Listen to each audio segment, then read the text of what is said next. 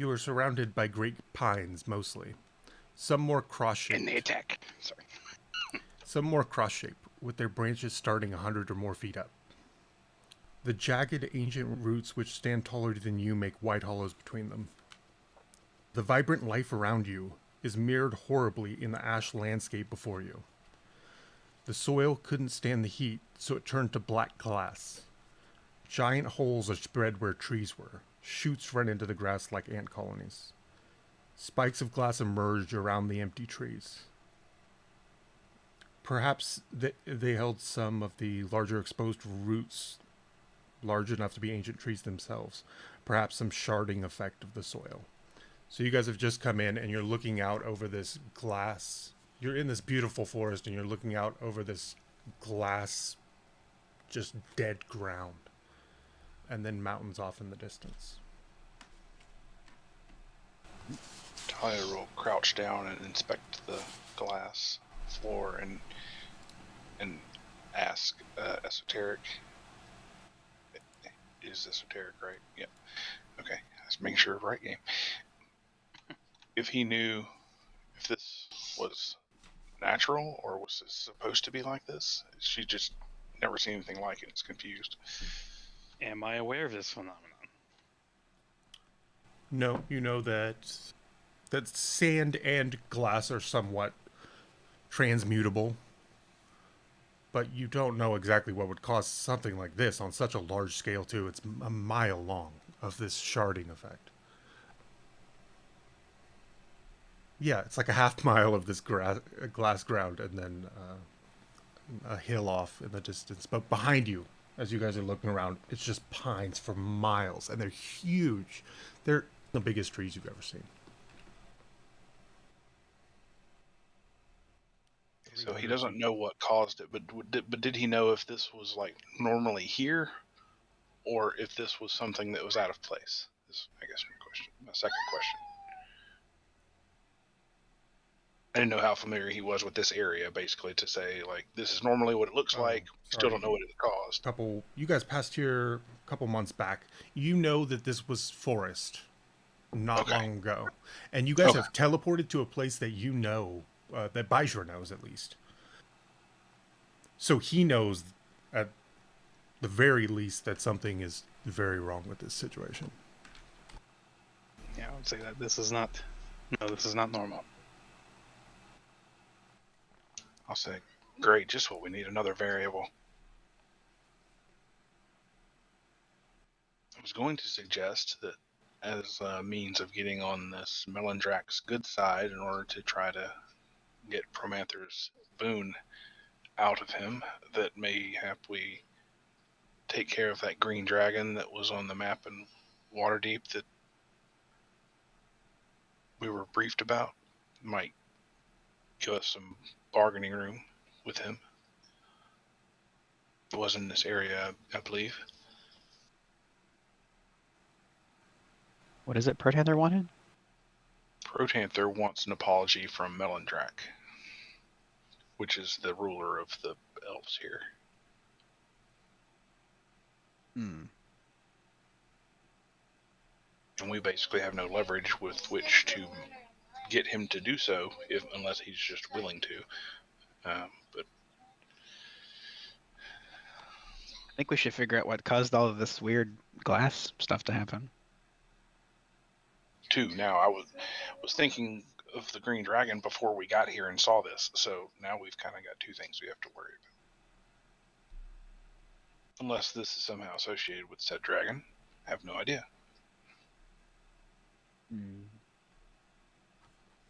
Perhaps if we make contact with one of the locals, they can inform us as to what brought this about. That sounds like something that Baishra would be good at. Talia gets a confused look on her face and says, Baishra is liable to try to eat the locals. If they look at him wrong. Yeah, but we're in a forest, and forests are kind of Baishra's thing, right? True. Rika tries to eat a pine cone and spits it out. Ugh. It will be more direct. Hey, Baishra, can you talk to some of the local wildlife and see if they can convey to you what happened here? Or maybe the trees? I don't know how your magic works, and she'll just kind of wave her hand at the surrounding area. I do have a rudimentary understanding of some animals on occasion, but you're much more practiced in that, and I wouldn't have the first clue about speaking to trees.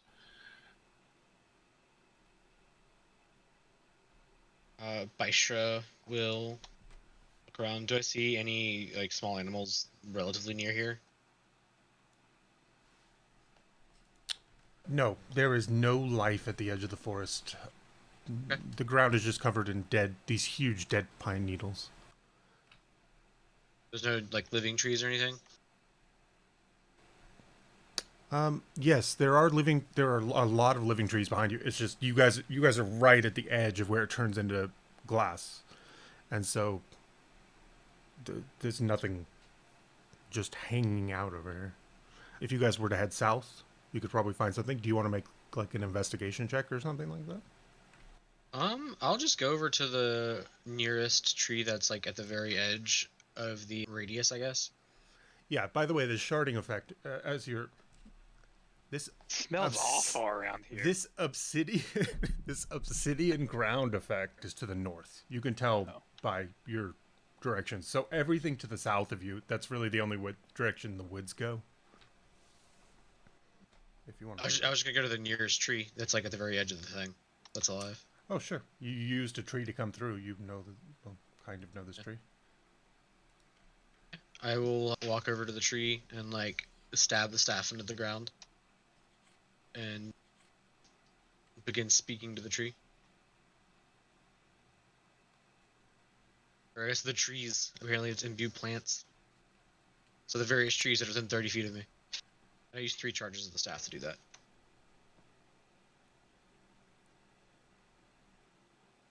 How long does this last?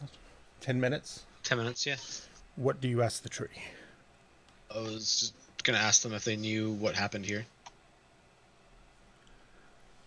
You get the first inkling of a response in those first 10 minutes. And you can tell it's like a Y shape. Wait, what? Well, it sounds like you is what it sounds like. They're speaking very slowly. But it sounds like a yes sound. Or a Y, at least.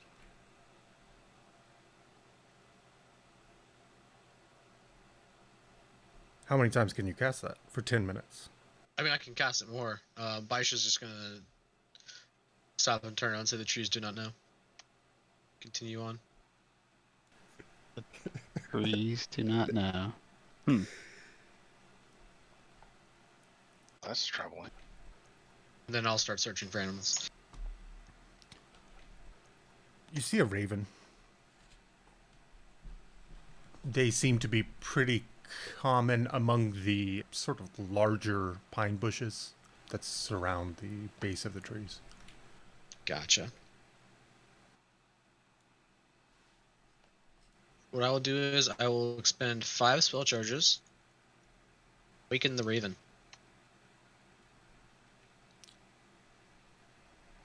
Yeah, he turns to you and says, "What?"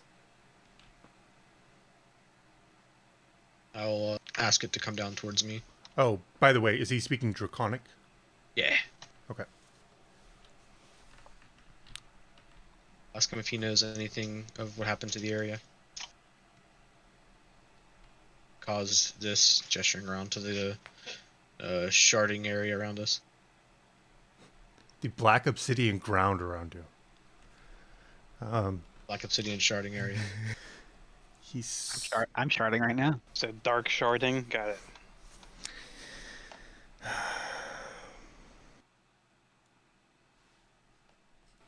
He says, "Yes, a dragon came. What sort of dragon?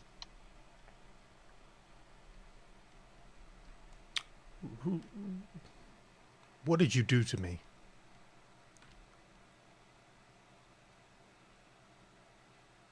That made you sentient. Feels like I've been drugged. Not drugged. Awakened. It was a red dragon.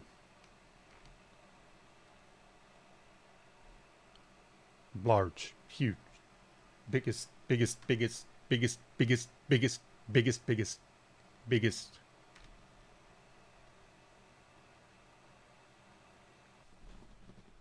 Baishra will then ask how many heads did the dragon have?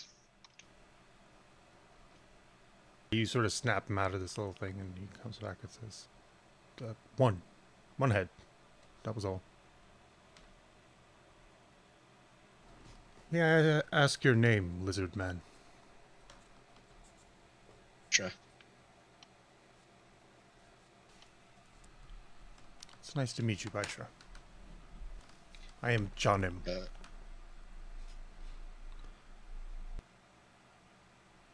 Baishra will then ask which way the dragon went after it did this. I was hiding. I mean, honestly, I was hiding. I assume, like, from what I've heard, that he went south.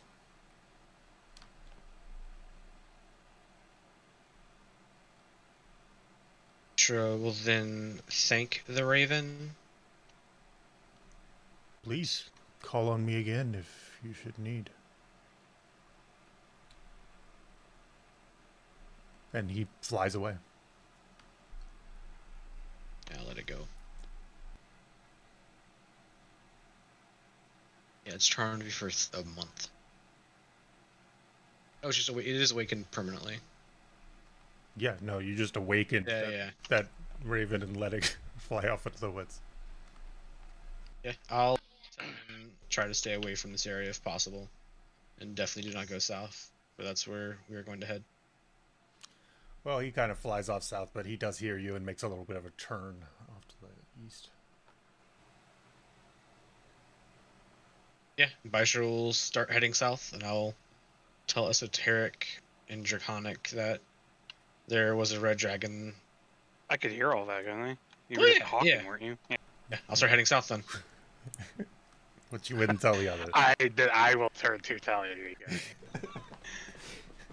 Give the quick hits. Okay, so there's a red dragon here too.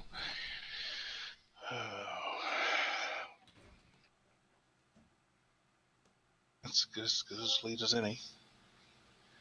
She'll follow along. Rika is zoned out and gets left behind. Talia will grab Rika when she notices that she's not following. Come along, come along. What? Oh, okay. Are we moving on now? Is he finished talking, screaming at birds, or whatever he's doing? I suppose. The moment, at least. I expect it'll happen again.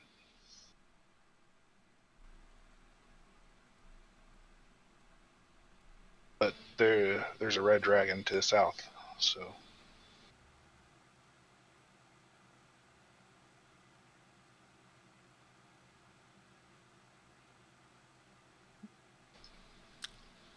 An arrow thuds in the ground next to Talia's foot.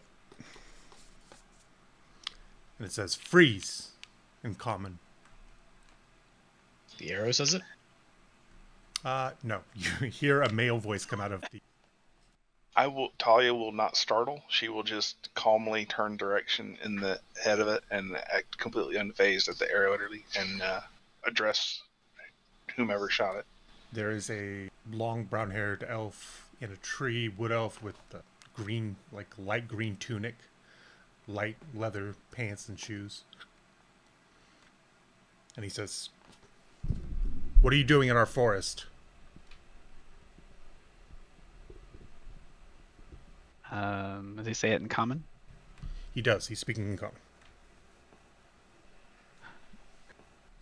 Rika says, greetings in her finest Elvish accent and language.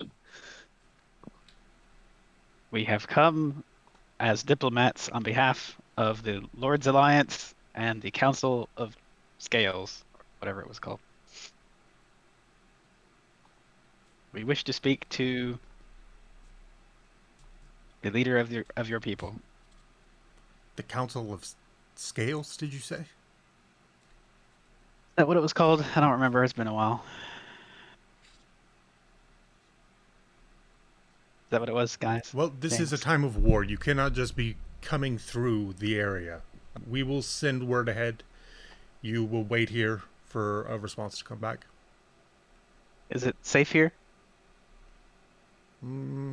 What harm you bring into this forest may come back to you. What caused the black devastation behind us? He just ignores you and starts writing on just a little tiny piece of paper. A raven, which you guys are seeing ravens around here all over the place. They like infest the place. One flies over, he attaches it to its foot, and he sends it off flying south. He is now sitting on the ledge of the tree, talking to you guys. Well, talking to Rico. So he's paying attention to me again? He looks like he's just waiting for word to come back. I will pipe up at that point and say, about how long will we need to wait? If it's going to be, days, then we can go take care of some other errands.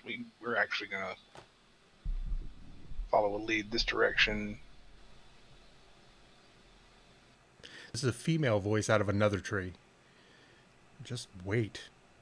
It'll only be a couple hours. It's not long. Female, brown hair, she's got a really wide jaw and a flat nose.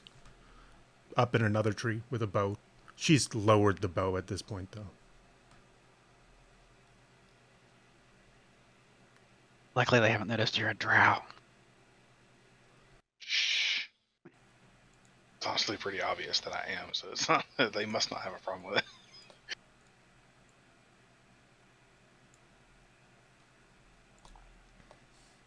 So you said you were at war?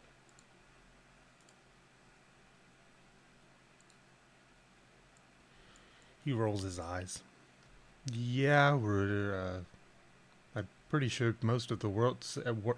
You say somebody sent you here? And they didn't tell you about what was going on? Well, we're actually here for a couple of reasons. We know of the war against the dragons, and that's part of why we were here from following lead from Waterdeep, that there was a green dragon in this area, but we were also coming to speak with you. Hey, we're here on top secret business.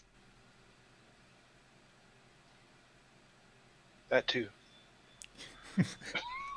He can't help but chuckle. Yeah. Very professional. Well, I hope that is true. We can use all the aid we can get. Even if it is from half-elves. Rika makes a twisted up face at him. Hey. Talia will huff. I'm technically full elf. Technically. He gives you a look that says, "No, you're not," and then just ignores both of you. Oh, no, we gonna throw down later, homie. That's not cool. I suppose to an elf we are an awfully motley crew, aren't we? I'll turn to look at Bishra and Esoteric and go, yeah. Kind of scratch the back of my neck sheepishly. So, yeah. Especially based on some of the stories Dad or Kieran used to tell us. I mean, Tieflings alone burnish our image, or tarnish our image. And then we got Bystra over here nibbling on fingers, so.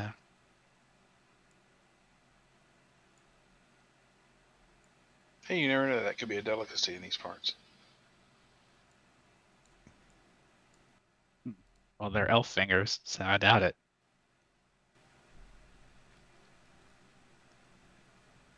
Are you guys bothering to keep your voices down? Not really. Fair enough.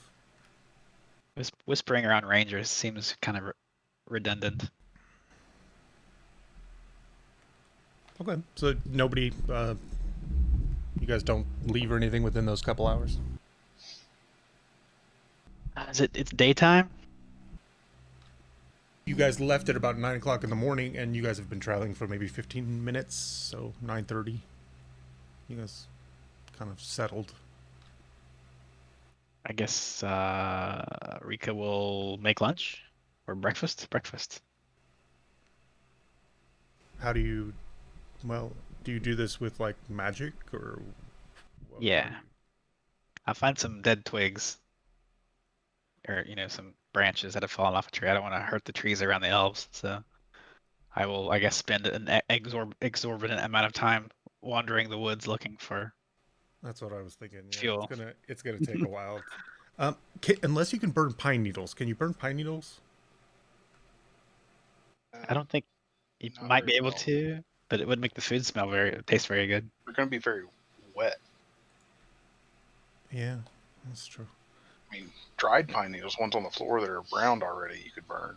Well, there's tons of them on the ground, and you could probably like heap them up into a fire, but I don't know how well pine needles burn. They'll burn decently. Like if they're already browned and dry on the ground, Oh, you can then you get have- them in like bales of hay, rake them up, and like that. That'll burn just fine.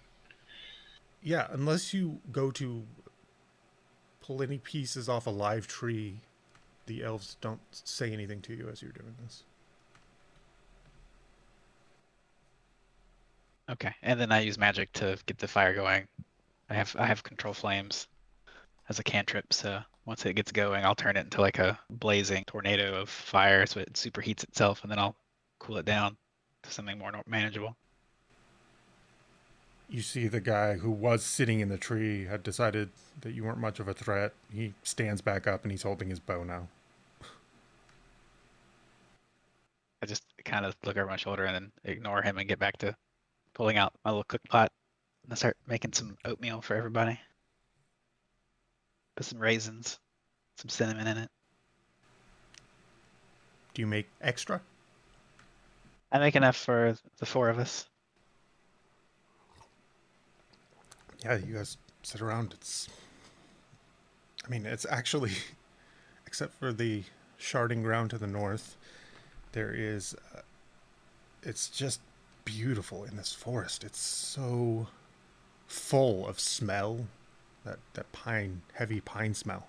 Yeah, that sharding smell. And not to let the fire go to waste, Rika is, she's making sculptures of dragons out of the fire with her magic. She's practicing. Do the sculptures do anything? Is it more like pottery with fire to where it stays in its shape, or does it like chase and run and fly and things? I believe it says she can make images in the fire or control its shape, so it's kind of like making illusions but out of fire, I guess. The vague form of a creature or an animate object to appear in the flames and animate, and the shapes last for 1 hour. Yeah, she spends a little time kind of like carefully crafting it, trying to get the shape right, because she's not done this very much. This is all kind of new to her. She's Okay, so it sounds like it's static. yeah, Okay. and then she tries to make it move, and it just kind of falls apart. Falls back into flames. It's like a card house. Yeah. Yeah. Yeah, the warmth and the cinnamon is very nice on this cool early March morning. A raven comes back about an hour and a half later. I guess you guys are supposed to be here. We're supposed to escort you south. Hey, that works out. We were gonna go south anyway. Oh, well, all right. Let's try to make some haste. Apparently they're waiting. If only we left earlier.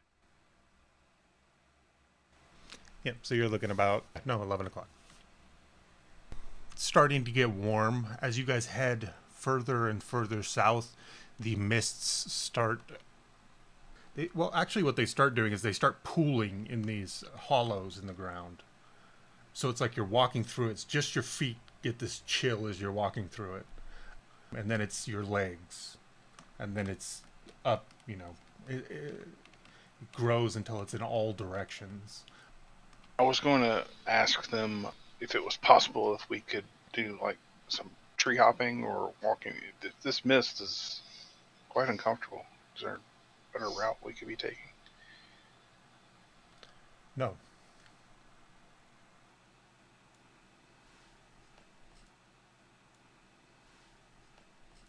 This is the Misty Forest, right? I guess it comes with the territory. You can see about 25 feet out. Once it gets over your head, the trees start vanishing up above you. So all you're seeing is like limbs coming out, not even attached to anything. Just like 100 feet of a limb hanging out over you as you guys are walking under it. And you don't see any of the trees because they're too far out. They keep leading you south. You guys are following rangers and you're trained. You're probably at least making 5 or 6 miles per hour. So yeah, you guys travel for another almost 4 hours. You've made 20 miles-ish. And you hear screams from out to your left in the mist. Well, What, blood-curdling screams or war cries? blood-curdling screams of a female of some sort. Rika draws her sword and looks at Talia. Talia would shake her head exasperatedly, drawing her weapons and saying, "There's always some damsel or another." And starts to quickly creep in the direction of the screams. Trying to be stealthy, but also quick, because she's able to move stealthily without slowing her progress. So Rika draws a symbol in the air and pushes it at Talia, and Talia is warded. Well, you guys go running off into this mist. You guys really can't see anything very far out, so you're just running in there. I've got blind sight for a little ways, 10 so feet, that'll help right? some. Yeah, I think it's 10 or 15 feet, something like that. You can see everything within, right around you. It's like it's a fishbowl. This is all you can see is your little part of this. Yeah, we're going based on sound, basically. So yeah, you head towards it. I'm sticking with Bishra and Esoteric, and I'm putting my other Aegis on Bishra. Well, Bishra and Esoteric haven't said they're going. Yeah, does it... Well, I'm staying in the back regardless, but if Talia looks like she's creeping up, I absolutely would not... Then yeah, I'm absolutely not going forward then. Because I'm going to fuck that up. I sure would also not go forward with that if she's going for stealth. Yeah, I'm going to let Talia go alone. Okay, then I Talia, you come up and you What are... What are the Rangers doing? They have both knocked an arrow, like, quick as lightning. And they're just looking off into the woods. They're not going, they're not going. Do you say anything to them?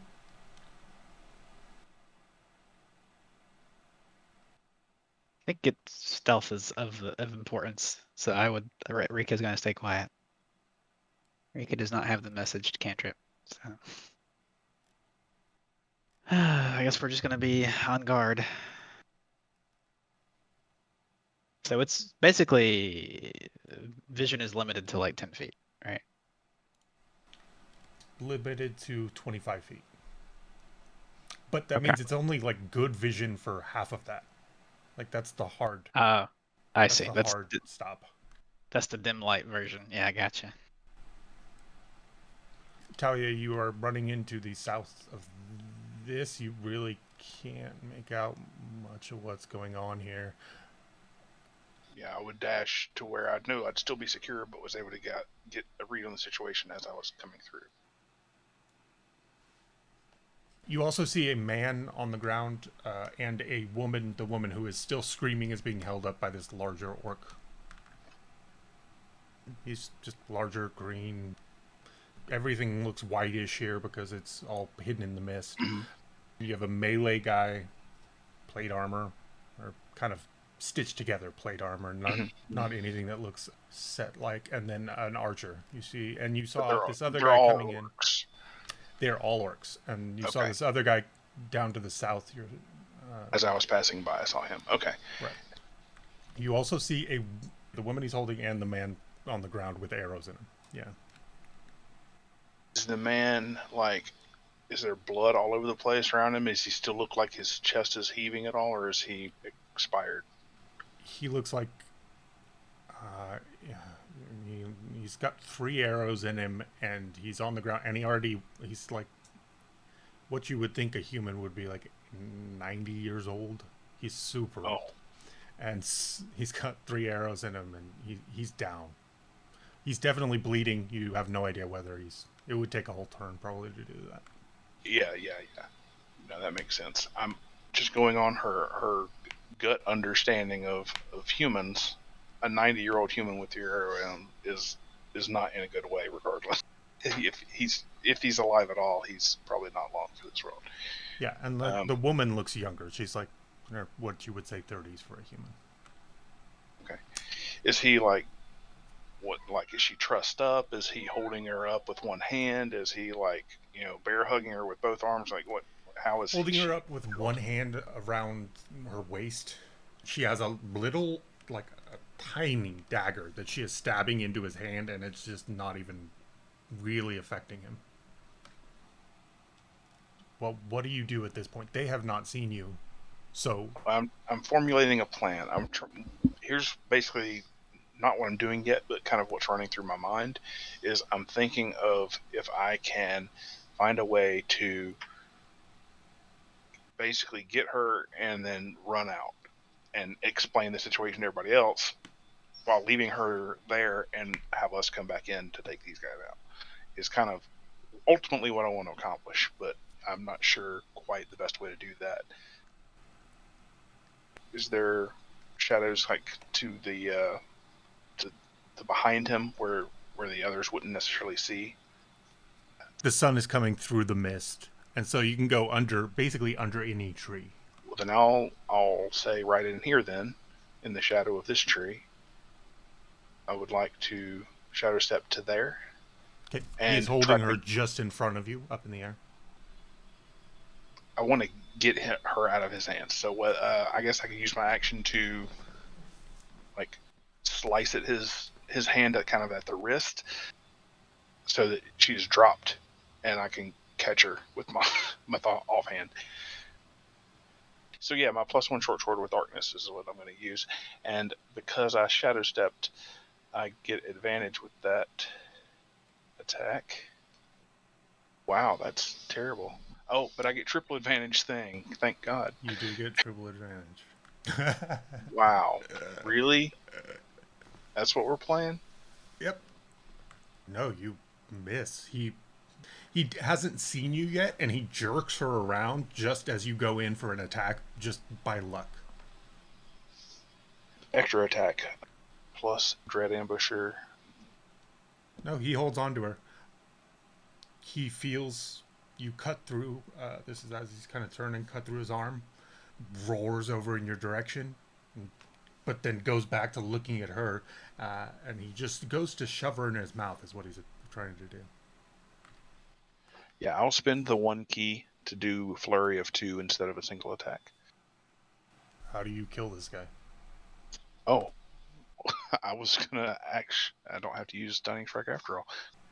So I will have cut into his hand, but he holds on, and I follow up with, seeing as he's about to try to put her in his mouth, I will follow up with the knife hand to his throat on one side, right on the jugular, and then Just drag it similar in. on the other side.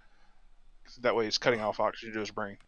It was using pressure points, using a knife hand chop to the neck on each side, so it's both his main arteries to the brain are disabled, and he goes unconscious. Yeah, no, he drops her on the ground and just slumps over. There's a big thump as he lands on the ground, and you hear a bunch of these smaller orcs making noises off in the mist as he goes down. The girl scrambles up and begins running just away. She's actually running down towards number 3, which is not ideal. I will holler, wait! all right. She stops at the tree and she kind of comes back towards you. She's like, okay, she gets that there is a threat out ahead of her. Is anybody else doing anything? You guys are hearing a lot of this. You heard the thump of him falling. You guys hear orc noises like they know combat is going on. Do you guys do anything? Do we hear Talia shout, wait? I wouldn't have been quiet about that. Yes, you hear. I guess we wait. I guess we weren't waiting hard enough. Okay, back to them. They're going to take shots at you, Talia. Bring it. Okay, one of the arrows hits you. It was a crit, so I just didn't even ask. Wait, if it's an arrow, I can potentially catch it. Sure, it's cool. Why not? I'll spend a key and throw it back at the archer. Okay. I was planning to spend one on Stunning Strike that I didn't spend anyway, so... Yeah, so you just catch this thing and in a spin, throw it back to him with as much force as it came with. Don't forget my Aegis is 5 DR. Take another? Out of another 2 arrows sprinkling into you. Okay. Next couple seconds, and it's back. I'll like give a minor grunt, but I'll mentally be thanking Rika for her Aegis. Rika sneezes. Okay, back to you, Zalian. It's your turn. 2's down. The girl is she's staying near you. She's down in a crouched position. She doesn't look like she's going to fight anything, but she's... Right. She's staying put, which is all I wanted to accomplish with that. I'll say, I'll holler out, engage, and then I will run up to here, and I'm going to attack the archer that put arrows in me, because I'm very unhappy with him right now. So I'm going to slice him to little bits. Yeah, you just slice first the dagger across his throat, and then the short sword across his throat, and then just knock his head off up into the air with an unarmed strike. So that was the first 2 attacks, and then I will turn to the guy here and just do a roundhouse kick to his head, just kind of throw him off balance more than hoping to actually hit him. He goes flying off down this little hill. I mean, if we all heard that, yeah, I'll start marching forward. Yeah, you guys come in from the south. As you guys get in there, you can hear the orcs retreating. There is a dead older elf and a weeping young girl. And Talia standing over a few fresh kills. That number 1 is going to try to take off. Do you kill him when he runs, Talia? Oh, absolutely. Yeah, I mean, this guy has not that much health. He's one of the lesser. So he goes running off, and you just... Yeah, I have a dagger. I can throw at his back or something. There we go. Jeez. He gives out a wail. Like, a really... you feel kind of bad about yourself. Because this wail is so sad. It's like, oh... And he just goes crawling off this direction. But you have this girl weeping next to you. Dead guy. Everybody else has run in to find that this... they're running, but you can pursue them if you want to. No? guess everything looks like it's pretty much over. Alia, are you okay? She's pulling an arrow out of her and like throwing it to the ground. It's like, yeah, I'm fine. Thanks for the Aegis, by the way. That came in really handy. Oh, well, you're welcome. But the old man is not okay, and No. the young woman seems quite distraught. So we best check on them. I mean, he's doing a good job holding those arrows, but that's about it.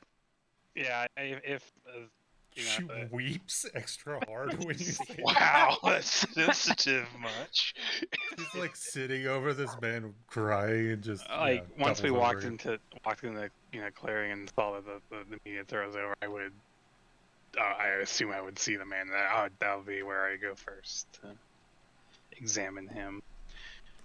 I mean, you can tell that he is no longer living. I honestly don't remember if I was fair to dying and not fair to dying. I meant gentle repose. It doesn't decompose.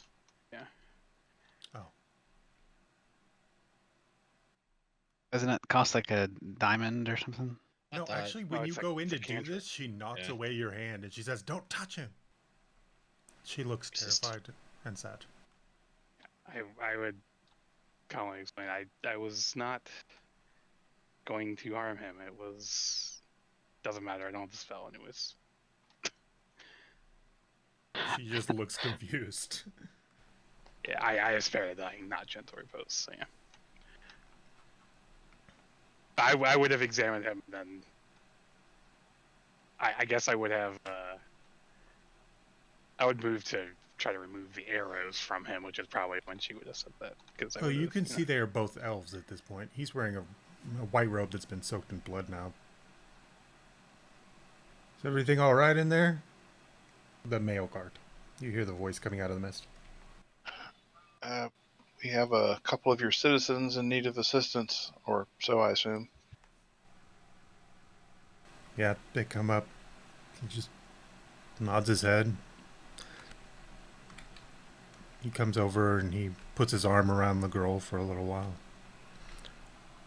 His partner is scouting in the trees to see if there's any orcs left.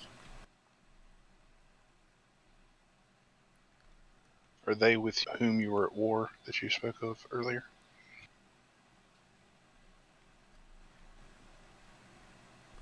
One of them, yeah. They're taking advantage as much as anybody of the situation.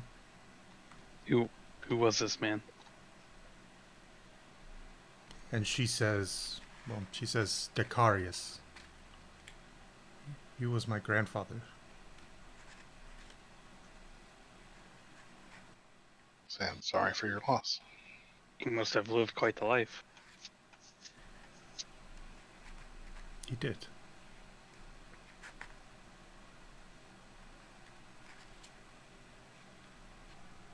He holds her for a while. And he says, eventually, he does say, you need to be getting off south. Apparently, these people need to meet the speaker. I'll look to the daughter and say, I asked this simply, just in case you would not happen to have valuable gems on your person, would you? Why? What? Why would you ask? I me that? I am capable of utilizing magic to revive the dead, but it requires expensive gems. Oh, I don't know if Grandpa would want people doing that with his soul. Understood.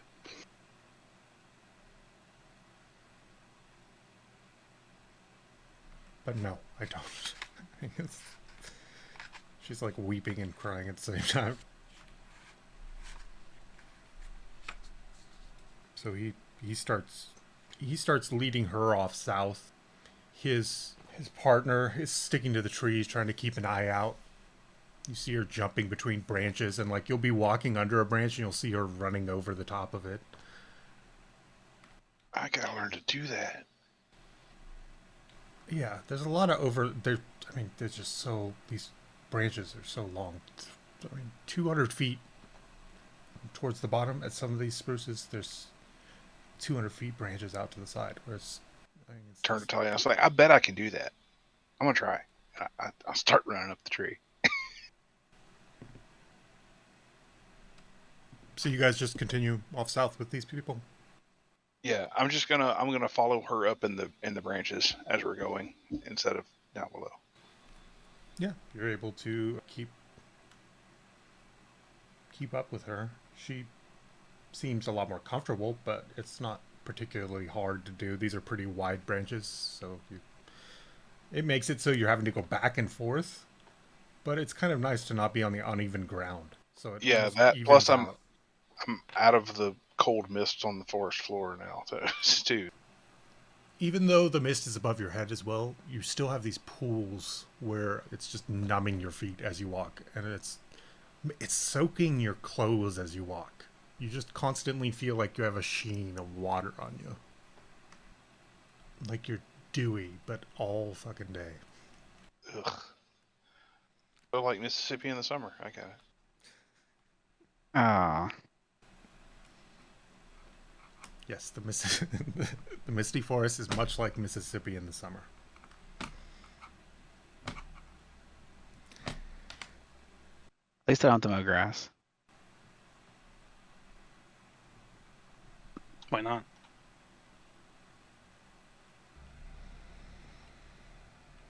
Okay, so you guys are following these two south. You now have this woman with you.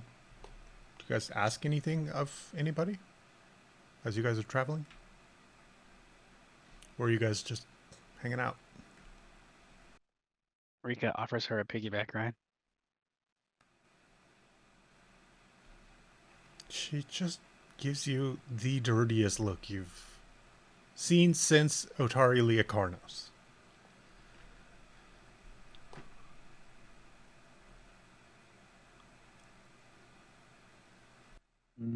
Rika withers and shrinks away. She puts everybody else, the whole party between her and the girl. Yeah, she's up at the front, walking beside the male elf, and he's leading you. It seems like he's leading you almost directly south. You see the vines on the trees, these really thick vines. They start turning more of a red as you get down towards the south. I love red vines. Westwood. You guys are traveling for another couple hours? I will ask one of the guards, the woman who I'm in the trees with. I will ask if they had had reports of or seen themselves a green dragon, knowing that they'd said that a red had caused the previous damage.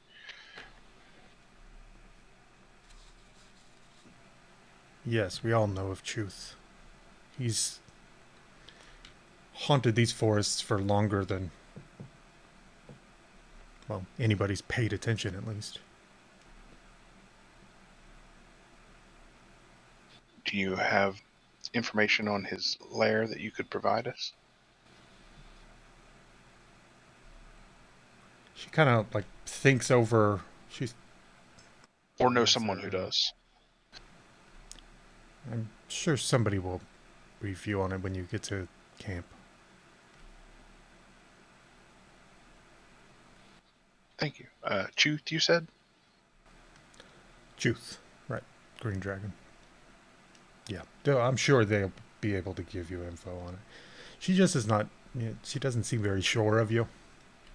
She is incredibly impressed by your fleet of foot over these low tree branches.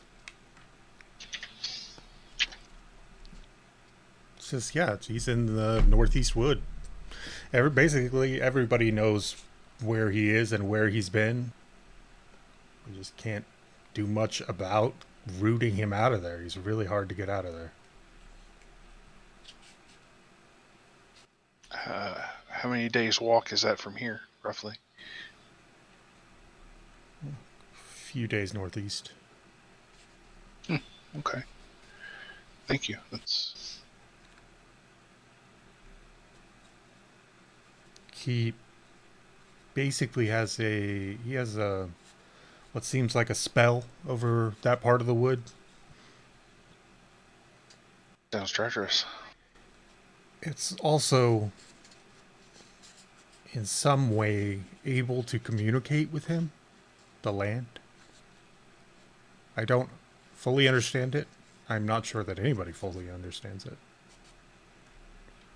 But we know that his lair is connected to him in a way that other dragons don't have.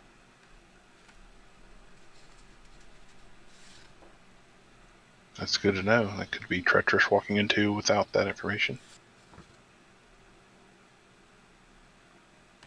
And am I to understand that that is what you are here to do? One of a few things, yes. Oh. He's got quite a busy agenda, actually. You're either very strong or very foolish. Probably both. Oh, all right. I hope that I hope that everybody treats you better than he has, and she like gestures over at her counterpart who's on the ground. Do you not get along with your partner? Oh no, we get along fine, but I mean he's just mean to anybody who's not fully elf. And I don't know. It's just not a big enough issue to deal with. Sorry, I don't I'm think just I ever saying, got your name. I apologize. If you were, I'm sorry if you were offended. That's all I'm saying. Oh, no, I'm used to it. My name is Sundael. I'll tell her my name is Talia, since I don't think I mentioned that either, so. She's pretty impressed with the orc killing, plus the acrobatics. She was very standoffish with you towards the beginning, but she has grown on you. No, the other way around. Yeah. Yeah, so you guys are walking along. You come to this kind of larger clearing. You hear a hawk shriek. And then you all see a gold hawk fly in out of the mist at you. Does anybody do anything right as you see it? I pause and actually I'll come to a complete stop and be like, he looks familiar internally. I don't say that out loud. Does anybody else do anything as this hawk flies into your little bubble of mist?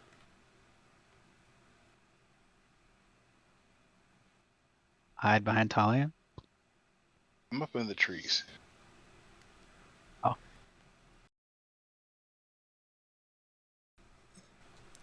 The guy who's leading you, he pulls his bow out, but then by the time he's got it out, the hawk has already crashed into Baishra, and it turns into a half-elf woman, blonde hair, Delaan Winterhound, that you know from a few different situations.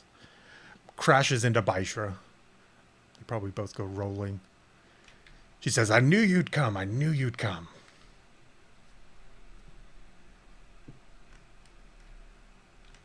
So she's hugging Baishra, basically, is what's going on. I mean, I push her away and stand up. She gives you kind of an odd look, like, he is a lizard person. And then she's like, oh, it's so good to see you all. She goes around, shakes hands or hugs whoever. A few seconds after that, another brown hawk comes down into the woods and turns into a man. And he says, you're not supposed to be taking off like that, Delaan. And this is a half-elf with buzz-cut hair and a spear. And you are? Her we know. You're new. He's my brother, Lotho. Baishra met him briefly, but it was a long time ago. So what? You guys are here to save the day?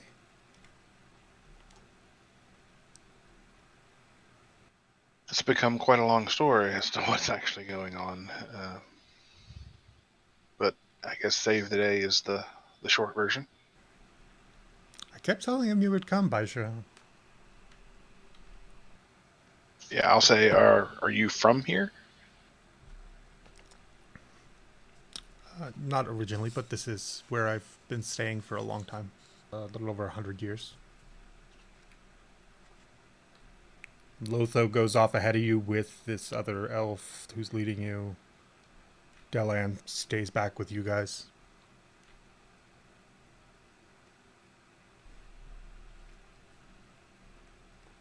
Okay, so you guys have to promise me before we get there that you'll be respectful of the speaker, okay? It's a time of war. It's not an okay time to air any grievances or whatever before the speaker. Grievances? Does anybody here have grievances with the speaker? Wait, we do, right? Aren't we doing something with the dragons? Well, That's a grievance, right? of a sort. I think we come to that after we've got him on our good side, not open with that.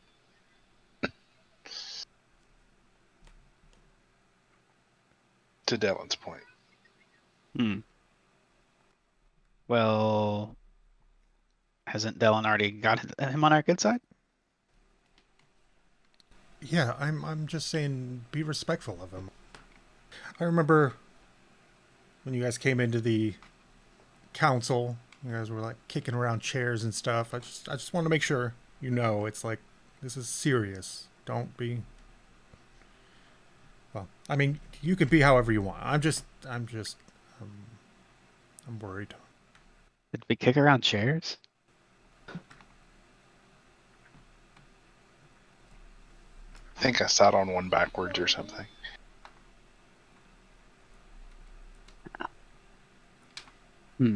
I know you guys are good people and everything. You're doing the right thing, but I just, yeah. And she goes out of her way to talk to Baishra. She's trying to figure out what you guys have been up to. She's like, Baishra, what have you been doing? Where have you been?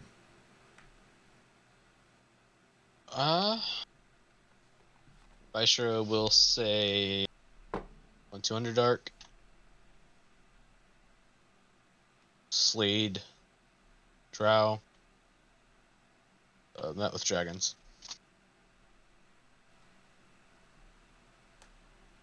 Has anyone ever told you that you have such a way with words?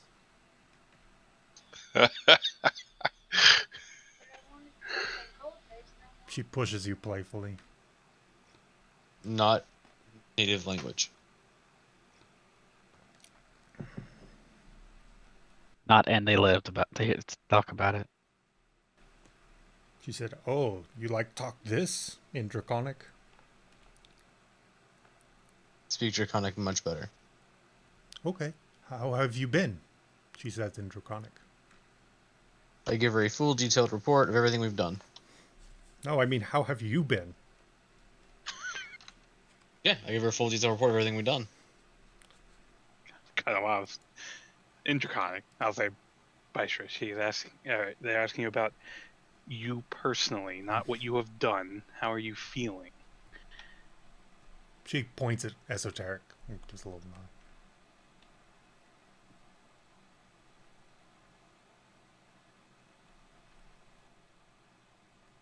Determined? Hey. Is that the answer you wish? I don't wish any answer. I just wanted to know. And that's a good one, I guess.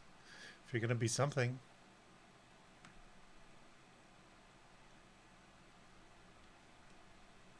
Me and Lotho have been down south fighting off demons, devils. She looks at Esoteric. She's like, is that offensive? No? Okay, yeah, I think we've been fighting off devils. I don't know exactly what the difference is, but me and Lotho I have been do. down there. We're Yeah, working I don't under... consider myself allied with them. So. There are certainly characters of ill repute among any of the denizens of our multiple planes. Yeah, I'm not saying all devils are bad or anything. That's not what I meant. Isn't that kind of the definition of a devil? She looks like she's wondering. She doesn't answer the question, though. And so she's just worried that she's offending you. If you don't look offended, then she'll, just go on. No. She says, yeah, there's this guy, Galin, who's been leading us in the south, trying to protect what's left of our homes. The cult's been crazy up in the north, but it's slowed down recently for some reason, and we don't really know why. They just stopped coming south, but then we got this huge influx of demon devils in the south, and that's where we've just been slaughtering our way through there. I'm really happy you came, though.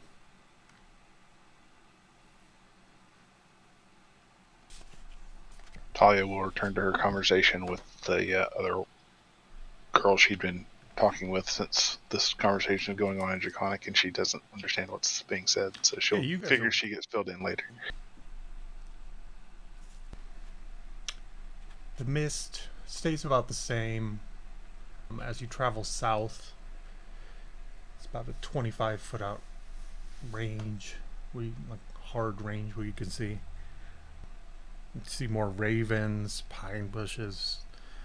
It seems like they live, or that's at least where they hang out. They don't hang out in the trees like they might in a normal forest. You start, as you get further south, seeing signs of life like squirrels and other brightly colored birds. You see tracks of hooved animals. The forest is much more alive in the south. The trees begin to grow over everything, as if they're trying to spread into each other. You guys keep getting into darker and darker tree, even though it's probably 5 or 6 o'clock at night, but it looks like it's midnight. You begin seeing half-elves, elves, children, women, men, all sorts, off through the trees, and they are just... It seems like they're keeping their distance from you, but they all seem to be looking at you as you come into this camp. Rika starts combing her hair. I will ask the lady with whom I'm going through the trees why we've garnered so much attention, unless outsiders are just that unusual. She says, I don't know, I've been out for a while. She just trails off. They speak the traditional rites of entry as you get close to the camp. It's just a series of elven phrases said out to the trees and out to listening sentries and elves. I will make specific note of them for future reference. Sure. Ravens stare from sculpted pine bushes, adding to the eyes that are looming on you as you get closer into this. There are a few encampments above ground, but there's a lot of people. There's much more people than there are places for people. And it's just dark and misty, and you're barely seeing these people out through the mist. You pass some griffin pens as you're coming in. One griffin in one of the pens and an empty one. I don't know if I've ever seen a griffin, so I will probably make over them a little bit. Just interested. I don't want to get mauled, so I'll get close enough to be respectful and observe it without invading its space. He gives you a look that says plainly, do not touch me. Get anywhere close to me. But as long as you do that, he's cool. Yeah.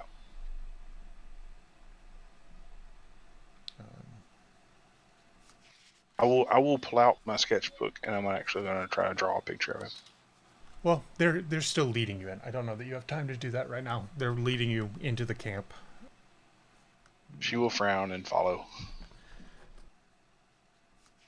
So you come upon this bent pine, and it's got a number of tables underneath it. You could tell that this might provide shade if there were any light over these few tables that they have laid out. There are a number of maps on these tables, just parchment. There's a guy sitting there, an elf with buzz-cut black hair. He's in dirty plate armor. You can see he has a red tunic on, but it looks stained. And he has a bastard sword at his side that doesn't look fully clean. Delaan runs up to him and says, "Hey, Galin, this is Galin, the guy who's leading us in the south." And he's bouncing his foot. He's sitting up on the table next to the maps and stuff. And he just nods in your direction.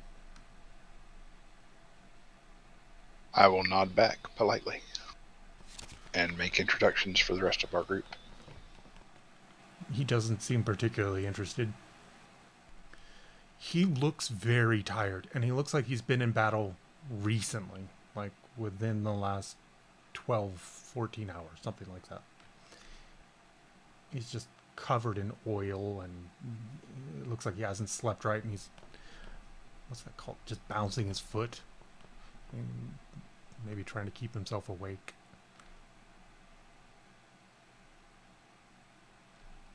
But he says, "Yeah, we could use all the help we can get. Whatever you can do, we absolutely need you in the south. If you can get away."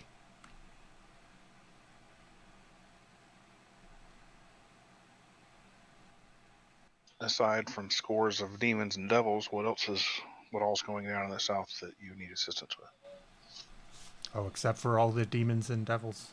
Well, yeah, not dismissing them, but I'm already aware of that. I'm just curious if there are other things so that we have the full picture. Yeah.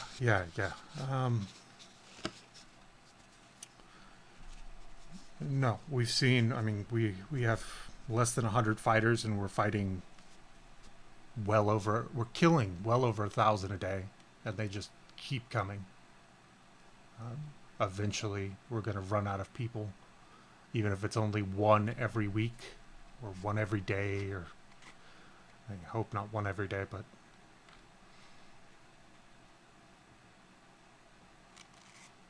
Chuth has given us some time. I don't know why, but we have to use this time to take care of this problem in the south.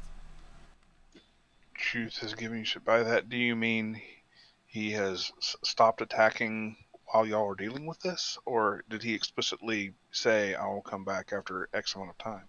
I think he just ran out of. I mean, he basically went through every town and pillaged it, and I think he just lost interest after that.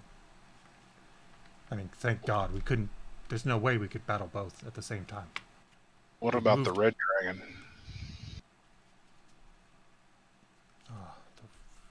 What's been seen of it since it left the black mark? Yeah, I don't know much about that. I'm sorry. I only have so many things I can keep in my head at the moment, and if the red dragon comes, we're just fucked. That's the end. Oh. Talia grins a bit and says that she appreciates how blunt and straightforward he is. She's used to prevarication and obfuscation from people that are trying to get us to do work for them. Yeah, he just kind of rolls his eyes like he knows what you're talking about.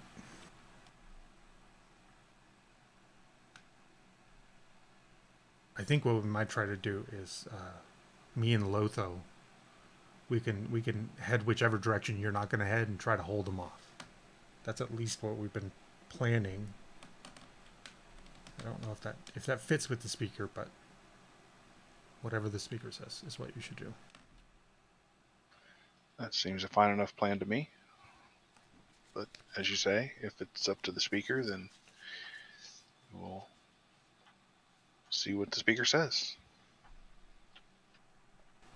People are looking on. They are definitely keeping a perimeter on you. No one's coming up to talk to you, but they are pretty evenly spaced all the way around you. Just looking, just gawking. Anybody, one of us in particular? You. Rika? Okay. Rika walks up to Talia, says, "Why's everybody staring at me?" I'll chuckle and go, hell if I know. I'll ask the closest elf. Okay. As you walk out into the mist, they back away from you. Like you're going to be walking through. It's not like they're running away from you. It's like they're letting you through, like you must not be there to see them. I mean, it's the same effect. They back away from you, but you can tell it's not. They don't think you have like a disease. They just think I'm important. You can just talk to them if you would like to. Is the chick that I was running along the branches with still near us? Yeah, you guys are standing next to this crooked tree. Okay, so I'll kind of lean over to her while Rika's walk off a bit and kind of whisper under my breath and say, "Why is everybody staring at Rika?"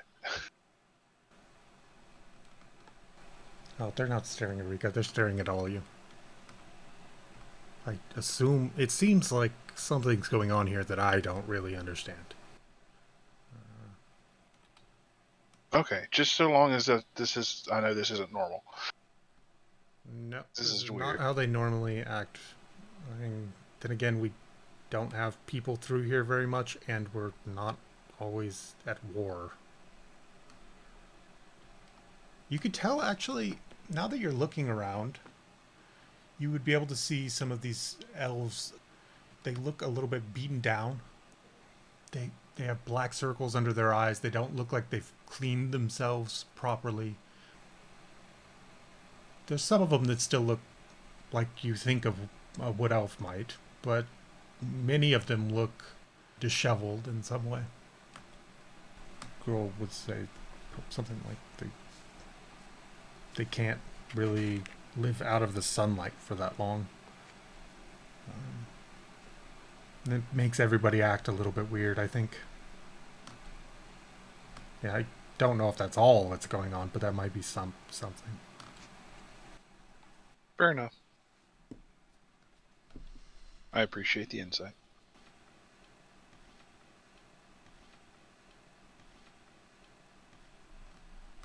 Everything goes silent in the forest.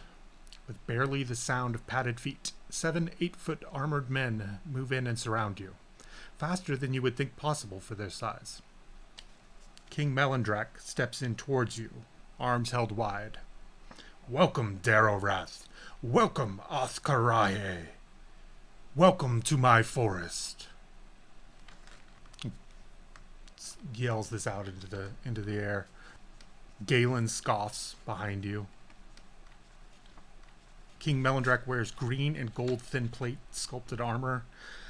He has long black hair with a shock of white. His face is dark and stern. 4 more of those guards follow him and complete the circle around you.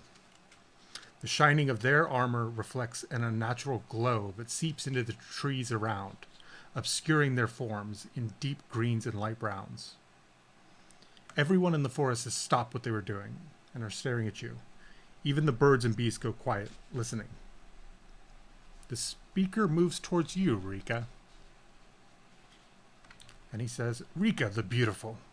They've started to call you in stories and in songs. Yet in your presence I find the poetic inflections lacking." He kisses your hand and stares into your eyes. Rika blushes and does an awkward curtsy. How old does this guy look? He looks like in human parlance, it's 60, 65, something like that. All right. He says, "Oh," she says, "Oh, you do go on." He laughs. Truly, And she it is giggles and turns away. a pleasure and an honor to have you in our forest. He moves to Talia. You guys are all inside these knights that are just standing still around you. Talia, you they call Silver Knife, Vlaaskel, the Wood Elves champion, spit at the depths into the eyes of the drow. We have much to speak of, but let me be the first to welcome you home. And then he kisses your hand. And he's announcing this all out into the air as if he's announcing this to all the elves as well. And he stares deeply into your eyes, Talia. Oh, she seems taken aback by that. She then vaguely remembers, like, obviously she knows her mom was the Wood Elf and that what happened to her, and she's been trying to read her journal. That's why she originally left, was going on that adventure. She just hadn't made it there and hadn't really put two and two together that may be this place, and doesn't have enough information because she's been so busy with that yet. So it's like, this is kind of what's all running through her head. She's not saying any of this, but she's like, oh, yeah. Thank you. She will just kind of be very unsure of herself and just say simply as that without really knowing how much more she's to say in that regard. He moves on to Esoteric. Esoteric, the aptly named former cleric of Dis, broken free on this material plane to right the wrongs of his people. I commend you and am honored to meet you. This is not the first time elves and devils have been on the same side. I incline my head towards him. He does the same to you. And Baishra the Wise. He turns to you, Baishra. Lizard folk by birth, but Allosaurus by choice. The strength of this earth come to meet this threat. Delaan has only high words for you. She can be flighty. I hope to learn more of you myself, and name you elf friend. Fisher nods.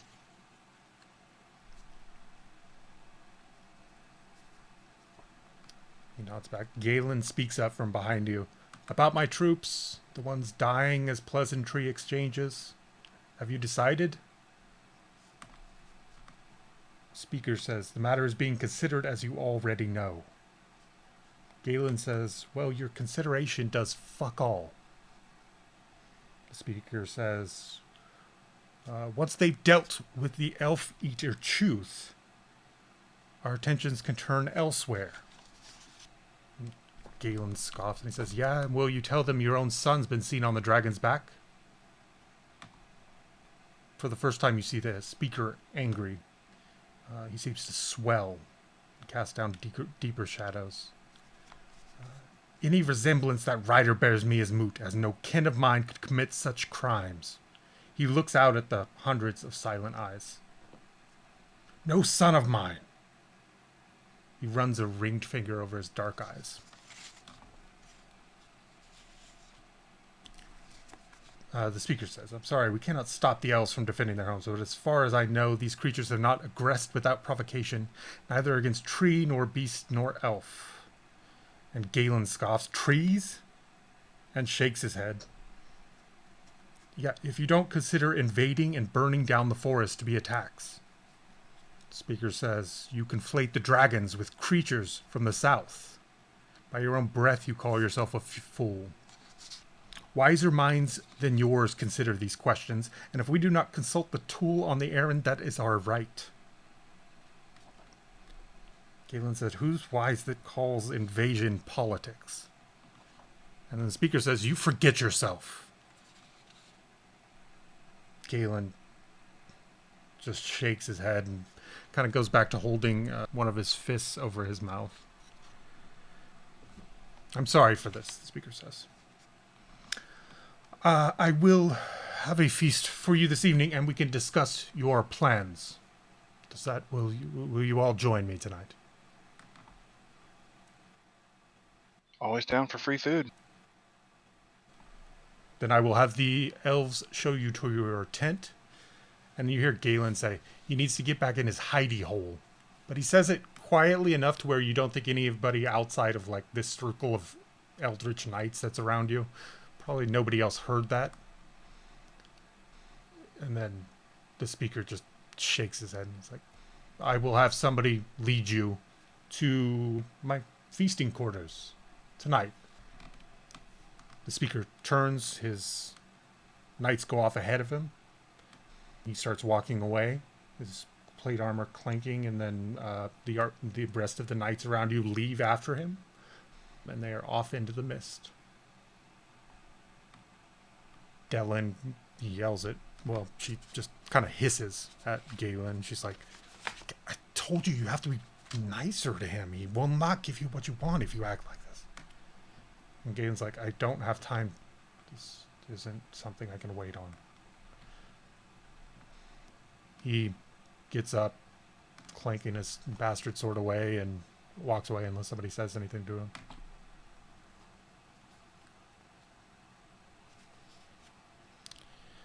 And you are left with Delaan, and Lotho was nearby, and the two guards. The male guard comes back and says, I kind of figured out what was going on. I can lead you to your tents if you like. That would be much appreciated. No love lost between those two, I'd say, right? Indeed. He leads you off. You see lots more ravens. There's a few tents out here that are just like recently made up. Hang a stick and then tie it to a tree and throw a blanket over it type of thing. But you also see a lot of, just a ton more elves than there is space. They lead you to heavy cloth tents, red heavy cloth tents with gold lining on them. Each of you has your own tent that they have made out for you. They are large, 8-posted with one in the center. Do you guys all take your own tents, I guess? I will say, well, did they have one for each of us separately, you said? Yep.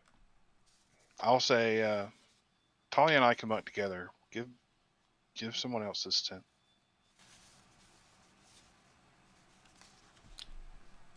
They're for you. I'm pretty sure that nobody else is going to be staying in your tents.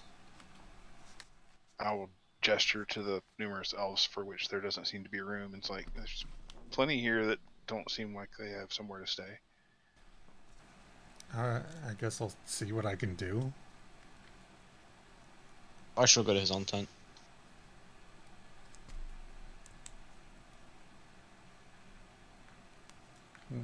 Delaan just kind of looks around. Just like, okay. So are we gonna be killing the dragon? Or the devils? The speaker said, Delaan was saying this, I think the speaker said that you would go for the dragon. He was talking about the elf eater, that's Chuth. That's the dragon, Yeah. right? Galin wants us to go to the devils. The speaker wants us to go after the dragon first, and then go after the devils afterwards. Okay. I think I would rather kill the dragon. So what time is it roughly at this point? You guys are into evening. It took you quite a while to get there. Yeah, it's 10:30 at night. But it's so dark in here that it doesn't even matter. It's just darkness all the time. Yeah. So I guess we'll just get cleaned up and get ready for the feast and hang out in our tents. But like I said, I'll bunk with Rika. Partially not wanting to be completely separated in this foreign environment, even though they seem, obviously welcome of us, but also to provide that space for someone else. I mean, if nobody's gonna sleep in that tent, I'll sleep in it. It's not a concern.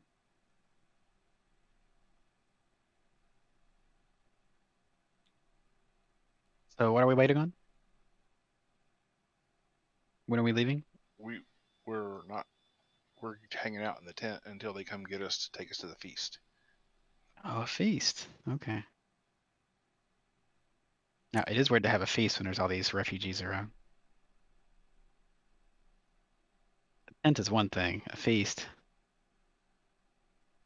That seems a bit excessive. Does anybody do anything in the meantime while you guys are waiting? Talia says she's getting cleaned up. Is that what everybody's doing? Get around, snack on fingers. Finger food and whatnot.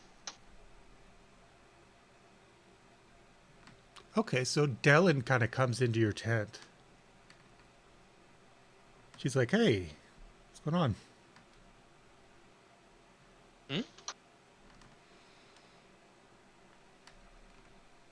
Nothing. I was just bored, wondering what you were up to.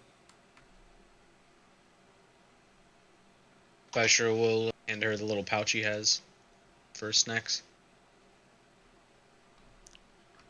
She like briefly almost vomits. And goes, "All right, yeah, okay. You know what? I'll see you tomorrow." She leaves.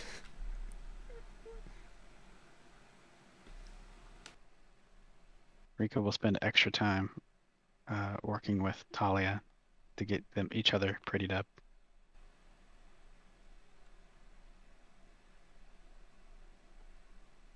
Yeah, they give you a good hour.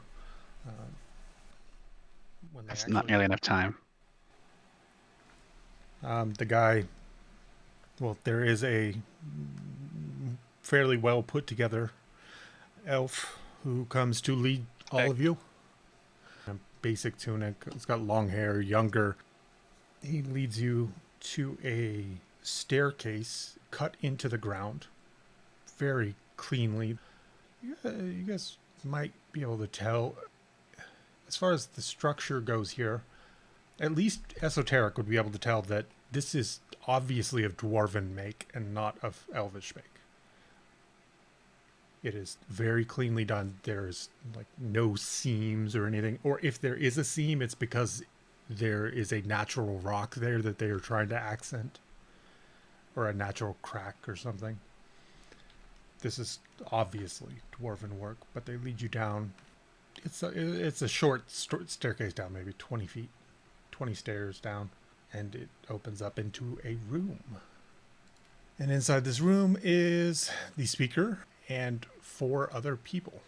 So you see an older, larger elf woman, looks well off. Next to her is a young elf man with black hair, looks very similar to Speaker Melandrach, just younger. Skinny, very withered elf woman with white hair. It's like white blonde, tied back behind her head. And then an older elf male. These 4 are sitting off around the table.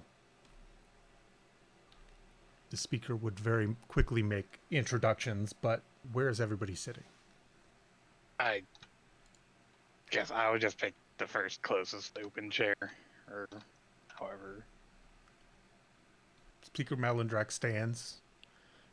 There are multiple courses on the table. Nothing of meat, only of vegetables. But there is like tons of stewed avocados and butters and sliced cucumbers. Rika butters her avocado. An avocado is already basically butter. Come on, Rika. Talia will. They have a selection of wines as well, if anybody wants any. Already out. Well, there's a couple out, and then there's also servers walking around the room. Speaker Melandrach introduces this woman next to Rika, this older blonde woman, as Althea. She is head of house Galaamne. She is one of the main supporters of what we're trying to achieve here, as is everyone in this room, and he looks around at everybody else. This is my son Alagarthus, to the person next to Talia. He is learning his father's trade. Kelfarim, the larger woman next to Esoteric, is leader of House Ilfellow. She, again, is one of the main supporters of our trying to take down Chuth. She has had family members, as has Althea and Porthios, taken by Chuth. He introduced you to Porthios, the older male, who is not looking very happy. Sitting between Baishra and Esoteric. Speaker Melandrach says he is head of his house and a leader of our people. I just hope that we could get everyone on the same page. I was hoping maybe Porthios could share a little bit of what's been going on in this forest, so that you might have a better understanding.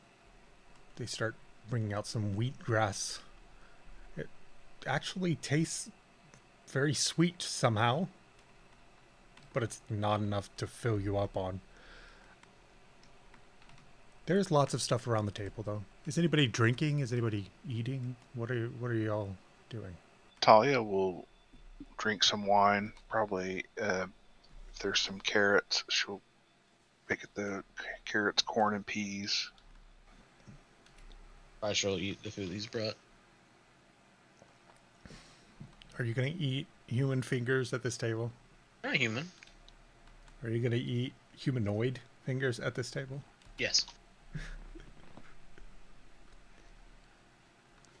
Porthios, he's about to start. He's like, well, first of all, my great nephew was... And then he just trails off and looks at Baishra. Baishra gestures the bag towards him. Mostly drow. Yeah. It's probably Okay. like 80% drow at this point. Speaker Melandrach speaks up and he's like, yes, we know of your exploits. They have started to call you Dararath among our people, Drowbane.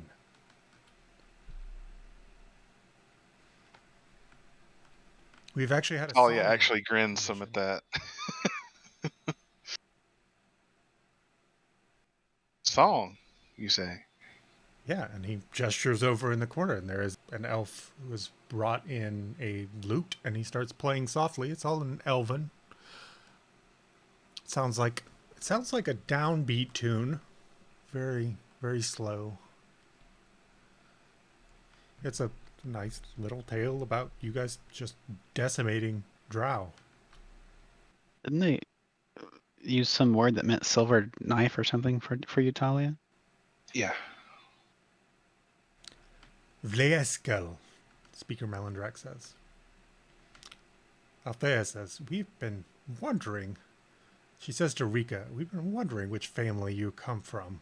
You must have come from somewhere around here. You came from Waterdeep, right? I did, yes. I was delivered on a doorstep, so I don't know who my parents were. My real parents. You don't have any idea? All I have is this ring. Well, I tell you what, until you hear different, you could be part of House Gala Omne. You are too kind. She winks at you. Tell me more of your house. Sure. It's been handed down 17 times. She starts listing off to you these past house heads, telling you a little bit about... It's mostly centered around warfare and things like that. How her family has affected wars in the past. Just old family minutia. Aligarthus is talking to Talia, and he says, so, I mean, I know what they're saying about you, but I must wonder about them. What really happened? Well, in which case? All of them. Well, we can start with the drow. That's a rather long tale, but looks like we Indeed. have much food to talk through while we eat. I want So to hear every I'll detail. regale him, but I will specifically be either leaving out some things or adding new things, just enough to like that where the gist is the same, but I'm not giving exact pertinent details that we might prefer to keep hidden. So I'll fill in the blanks in such ways that it makes sense, but I'll leave out certain things and Right. and otherwise obfuscate. Just trying to be charismatic as I tell a story that will appeal to what he expects to hear. Sure. He is, yeah, he's like all about the storytelling of it. Start at the end, and then you go back to the middle, and then you split to 2/3, and then back to 1/3. So about the time you're a few minutes into this story, he's like, oh, I see where this starts. Okay, we should start there. So you tell it in the proper order, in the boring way. He really tries to help you along. Kelpharim Ilfalo, she is paying attention to Alagarthus' conversation with Talia. She's not saying anything. Esoteric, do you say anything to her? No, I didn't know, like, the effect I can have on people, so I wouldn't engage in conversation unless spoken to. Porthios, he seems rather interested in what Rika's saying, and Talia. Speaker Melandrach regales Porthios with the thumbnail explanation of how you guys came to be who you are, why you're so important to their cause in this forest. He tells of the fight of the white dragon. Do either Esoteric or Baishra join into this conversation? If someone addresses me directly, I'm just gonna keep eating. Yeah, no. Like chicken wings. He does ask you to keep it off the table. Speaker Melandrach says this quietly. Hold the bag. A little bag of popcorn. He's just sitting there munching on it. Yeah, Porthios gets more and more kind of miffed as the continuing eating of fingers next to him goes on. Speaker Melandrach looks over to Esoteric and says, well, I know Delaan can be a bit over the top, but she has nothing but the best of words for you. I hope that this Chuth matter, I think you will be perfect for it.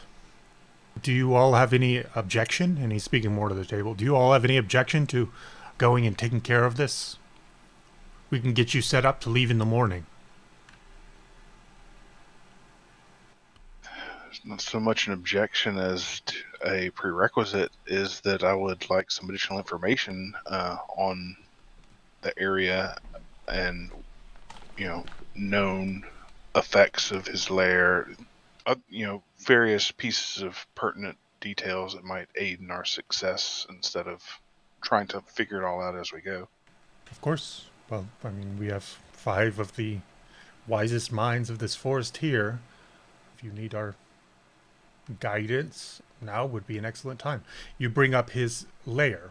It will become very obvious when you get closer. The vines will begin to turn black.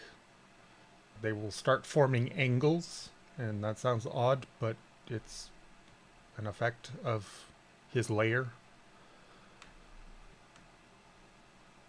They have some sort of communication with him that nobody fully understands. You will want to be as stealthy as possible approaching. If he knows you're coming, he may just leave. He may set a trap. He is extremely bloodthirsty and vicious, although he prefers elves. Specifically, elves of royal descent. So you can imagine how this weighs on my mind and every head of household's mind. And Portios at this is like, yes, we do need much help in this area, and it has been a great burden on us recently. It's not something we should have to deal with, or not something our children should have to deal with. Is this occasional just loss of life to Chuth? Seems almost like a tax on the just living in the forest. That's not right. Speaker Melandrach says, let's see, as far as his well, do you have any other questions? I will try to consider about his lair. Does he have specific tactics or spells or abilities that he is known for aside from the unique qualities of his lair? He can go invisible. He is a spellcaster of middling skill. Poison user. He has been known to fight as underhandedly as possible. He gives no warning. The first sight we ever have of him is after we've noticed people have been missing for days or weeks. He is devoid of honor. We've lost at least 10 so far, just to him. That's not even counting the raids. Have they been asleep for some time and just woke up? Inactive, I would say. He has not been so active until he received help from the cultists. There are still many cultists up in his area of the forest. They came down, took most of what we had from our cities that we didn't carry out ourselves to come here. This is all the elves of the forest have come here because the cult was invading, and then now this other problem in the south. Does he have a regiment of cultists stationed in his lair? Your knowledge? Yes, he does. I get constant updates on that. Or daily updates. As far as I know, it was looking like a couple hundred earlier today. There will not be another report until the morning. If you wish, I could have those numbers brought to you. Yes, that would be helpful. What of the leadership of the cultists there? What does that comprise of? I do not know. As I'm sure you noticed, Galin said earlier that there is a half-drow who may have been my son, who is probably in league with Chuth. He would, I assume, be the top of this cultist pecking order, but I don't know exactly. Does he have a mask of any sort?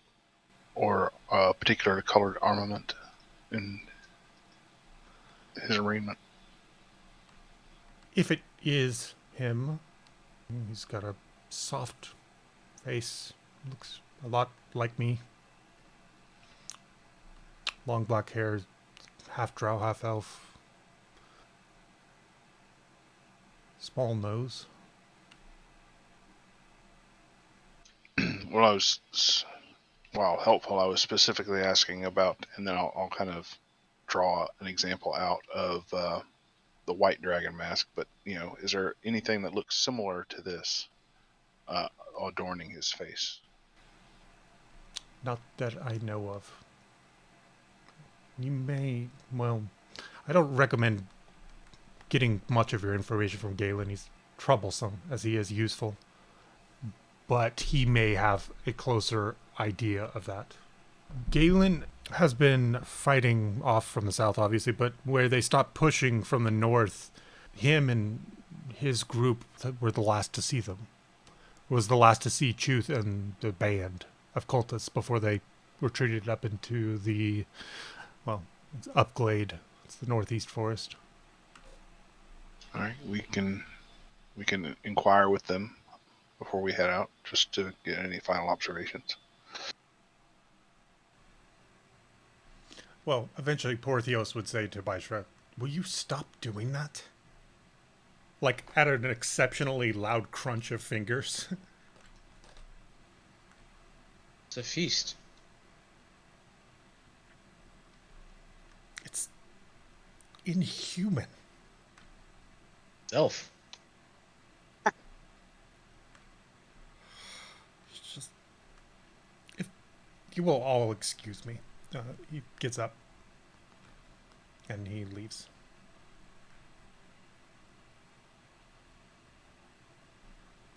Speaker Melandrach says, some people are not so accepting of others' cultures. We understand, Baishra. Think it may have just been a turn of his stomach. Basher shrugs. Eating. Okay. Yeah, Rika will say, Baishra only eats meat, so I don't think anything on the table is very palatable to him.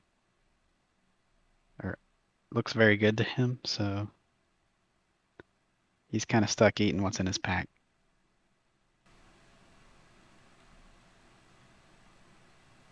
Calfram from across the table says, that's very nice that you take care of him. You can see, like, rippling water on the table as she talks out across to you. He's a good boy. He's the goodest boy. I think it makes an excellent addition to the table, says Aligarthus. Hey, at least Horse isn't here. Whose horse? Althea asks.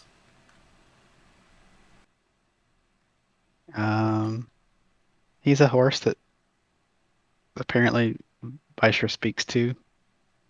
He has conversations with. Oh, we're wood elves. I think we can see eye to eye on a relationship with nature. I sometimes feel like my animals talk to me as well. She looks over to Baishra and kind of nods her head. Well, the horse actually speaks back. Sort of. Yeah, they make noises. You could tell a lot by their eyes, specifically. Well, yeah. I think they're just playing a prank on me. So I heard Althea already offer you a place in her house, but I am having a look around as well, and I am wondering if you're not an elfalo. I think you look more like me than like her. I lean over and I show him my ring. Ooh, Speaker Melandrach? Yeah, I'll show him. Yeah. He says that's a beautiful piece. He holds out his hand, and he has 3 rings on. One of them is jeweled blue and red. One of them is silver, and one of them is gold. Just simple bands. Aligarthus has been drinking the wine, and he heads over here and starts singing with the lute player. The Ballad of Darorath. Is my ring is it gold? No, silver. Or I mean, you don't know exactly what the material is. It's of silver of color. It could be platinum. It could be a number of different materials. Why do you show me, my dear? Speaker Melandrach says. Oh, well, I was hoping you could identify something about the ring, since it's the only link I have to my family. But I suppose there's really not much to distinguish it from any other ring. Yes, we will have to try some other way to ferret out the truth, eh? Are ferrets often used to find the truth? I try to use them sometimes, but they can be notoriously uncooperative. I don't think I've ever seen a ferret. Do you parlor with the truth often? No. He taps his nose. Reason I don't get along very often. I find it a common malediction even in myself. So, you all are pretty fond of Talia.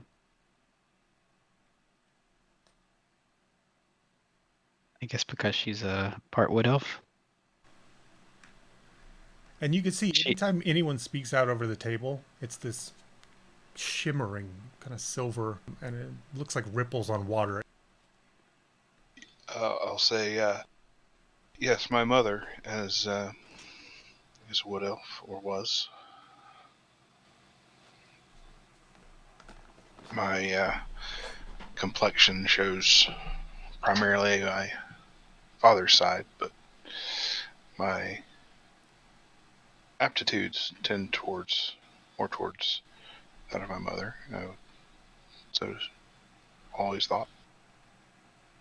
Although I have been discovering some of my father's side more of late. I don't know much about my mother's family history. I was actually about to embark on a quest to locate them. Althea says, what was your mother's name? Satine. Satine. Okay. Althea says, oh, it doesn't ring a bell. Oh, but that's good to know. We should be looking for 2 spots in our family tree. We must have one of you. And Kelfram just is looking off at the table.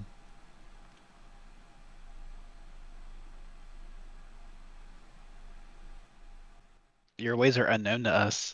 What would our responsibilities be if we were to join one of your houses?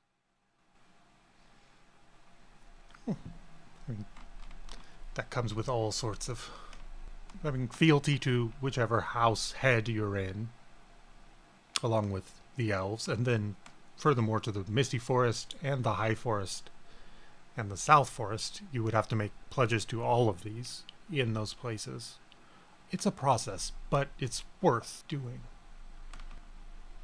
We would be proud to have either of you in our houses. Seems like that would be a big decision, like getting married. Yeah, something not to be done rashly. Think of Kieran. Well, And that's the thing, it's not a decision. It's already done for family. It's only whether you would choose to recognize it, I guess. Talia looks pensive. Always nice to have family. The singing's going on with Aligarthus and this random lute player, both of which are rosy-cheeked. And Speaker Melandrach is kind of looking into his wine glass. Can I ask about why the table is shimmering like this? Yeah, it doesn't do it when you ask him because you're asking off to the side. And he says, yeah, it's magical effect of the table. It amplifies your voice, and the rippling is part of that. But it's only if you want your voice amplified. If I boom my voice out, and at the word boom, a wave swells on the table, then it ripples. It reads your intention. He kind of comes over and like whispers to you. I would keep an eye out on Galin. I do not know why, but he may be angling for my speakership. Will you keep an eye out for me, Rika? And he says this very quietly. Oh, I will. I'll do my best. Thank you. So, I'll ask the speaker, why was Galen so insistent that we go down south instead of fighting the dragon? Or maybe why are you more insistent that the dragon is a bigger concern? Like I said earlier, Galin is a known rabble maker. The fact that he has taken control is only because everyone else has left. Everyone of any sense has left the cities. These things from the south, they're not attacking our cities. They're not hurting the trees. They're not even attacking our people unless they're being attacked. And Galin is down there attacking them. He's making things worse. Am I happy that there's some sort of demon or devil incursion? No, but it's also not our biggest concern at the moment. We should be worried about the larger war with the dragons and our specific threat of Chuth. He's an elf killer. He will come for all of us. He hates elves. This is the threat. Delaan will go help him. She said she would go wherever you weren't going to go, so he'll be fine.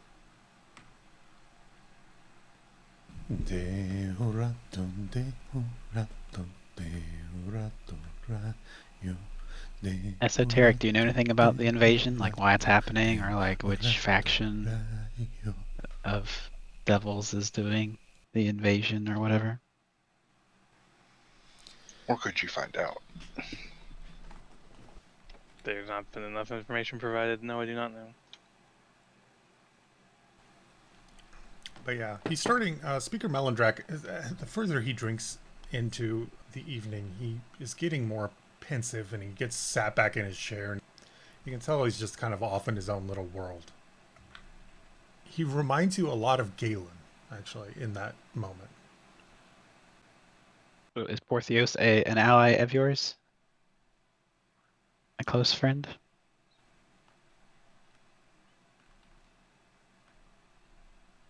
Derorath, Derorath, come to our shores, Derorath. Portheos is a good friend. He can be fidgety, and he's not particularly a moral man, but he's a stalwart ally. Derorath. This is Alagarthus. So that's why I'm singing off key. Doing this. This is your son. Your son can sing so well. They slew the old drow from their homes. Wait, is this song about us? Yes. Oh. Ararath is Drowbane or something like that. It's about us. Kelfram next leaves. Yeah, Althea will. She's going to keep asking questions of both Talia and Rika, trying to get any information they have about their parents. I mean, Rika will freely share anything that she knows, but I don't think it's very much. Nothing new comes back to you. Talia, you actually have significantly more experience with your mother. Do you try to hide anything from Althea? Talia is torn because while she wanted to potentially find that family, that was when things were bad for her, or at least in her mindset when it was bad for her. So she was looking for something, but things aren't bad for her now, so she doesn't really need that so much as it is a curiosity. And as she's matured through this, she's thought more on it too, that, you know, her mom lived with her in Waterdeep for a reason instead of here. So, like, what falling out had they had once she was molested by the drow? Did her family throw her out?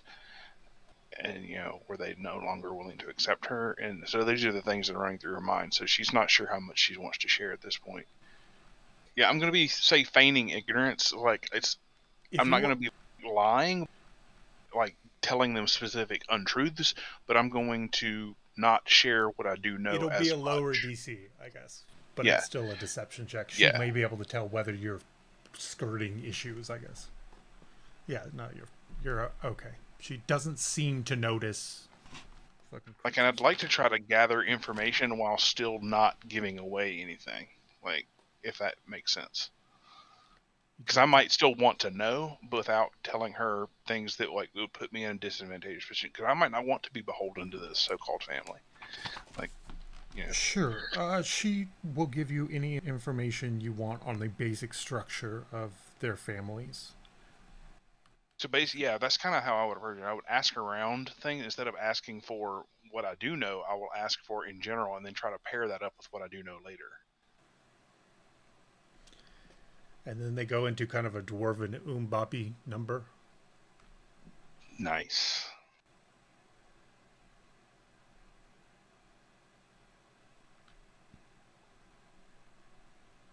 I'll just say something to the effect of, stand up, bowing politely and thanking Melandrach for the fine feast, and that if they will all excuse us, we have a big day tomorrow. We need our rest.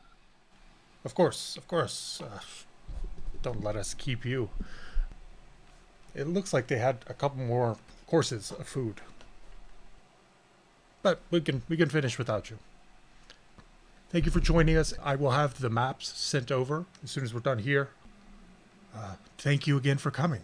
And he bows. Althea bows as well. And you guys all head back towards your tents.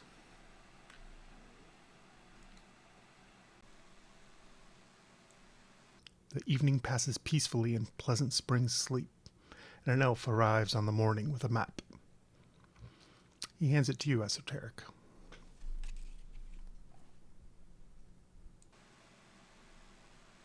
Well, I mean, Sure. does Esoteric understand this drawing he has been given? Because I don't fucking understand it. No, I was going to explain. The red line is the path you took yesterday, south, from the northwest part of the forest. You have traveled to Nogarato, which is where you're at now. Right. And then Chuth is up in the northeast direction, about not twice as far, but It's like 1.5 times. yeah.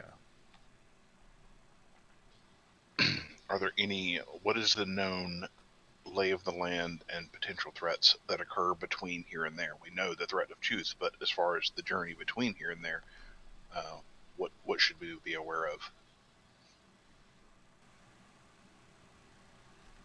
I don't think any of you are particularly familiar with this exact forest, but you could probably figure out some vagaries just by what would live here. We could ask that before we leave, kind of the thing was more what I was getting at. For having slept on it when we wake up, it's like, here's the questions I will still have before I left now that I've thought about it and slept on it. Okay. So you're asking the whoever the delivery person is. Yeah. Anyone really. I mean, the anyone that looks like they're dressed in the garb of the scouts that accompanied us yesterday, or would be in any way martial, Yeah, what was potentially the familiar question? with just the lay of the land between here and where Chuth is, and potential hostiles, and what situational awareness. Yeah, he's as informed as probably anybody would think. A personal messenger for the speaker. And he tells you, I mean, there's all sorts of wildlife. There's everything from squirrels and ravens up to, I mean, obviously the biggest thing in the forest is Chuth. I mean, you're not going to have trouble with owlbears and wolves. You don't care about that stuff anymore. You're not that level, right? Yeah, I wasn't worried about it. It was more like the orcs that we captured. Like, where is their territory on here? Are we going to encounter them potentially? Are there other factions? Question. Yeah, are there other factions such as that might be in this area? He says, by the way, can you take this raven with you? And he points one out, and it doesn't look particularly different than any other raven. Speaker Melandrach would like to have it with you to keep an eye on what's going on. Talia shrugs. Yeah, I'm just getting off my nose. As long as it's not in the way. The raven nods and goes back to looking around.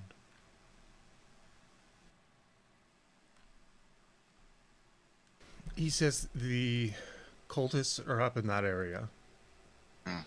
They have measured between 80 and 120 for the last few weeks.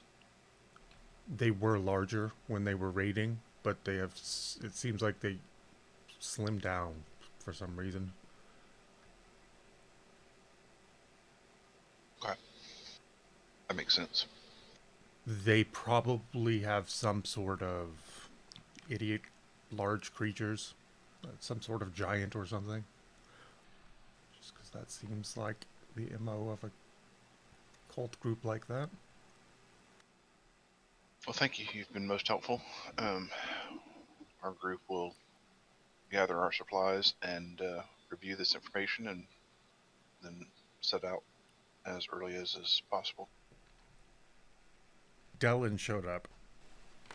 She's standing nearby with the messenger. She's like, I just want to see what you guys are doing, and I'm going to go the other direction. So I just came to make sure you guys were actually going to Chuth. I think that's the consensus. I mean, both need done, so it's a matter of... And we originally came here for that. We only found out about the other threat when we got here, so... Yeah, we'll do our We'll best. gladly help with that as well, but I think we can do that afterwards, because it's not like there's a specific deadline regarding that threat that we are aware of. And when we're done with Chuth, if you have any information from your time there, when we do go to provide aid, then that would be most helpful if you were able to provide us that information. Yeah, of course. I'll get that for you. It's been pretty crazy down there. But yes, we can use your help down south as soon as possible. She takes a drink of coffee. It being like 5 in the morning, something like that. It's misty. You're in like a 10-foot little dome of mist. It makes everywhere feel kind of like a room. It might be bothersome.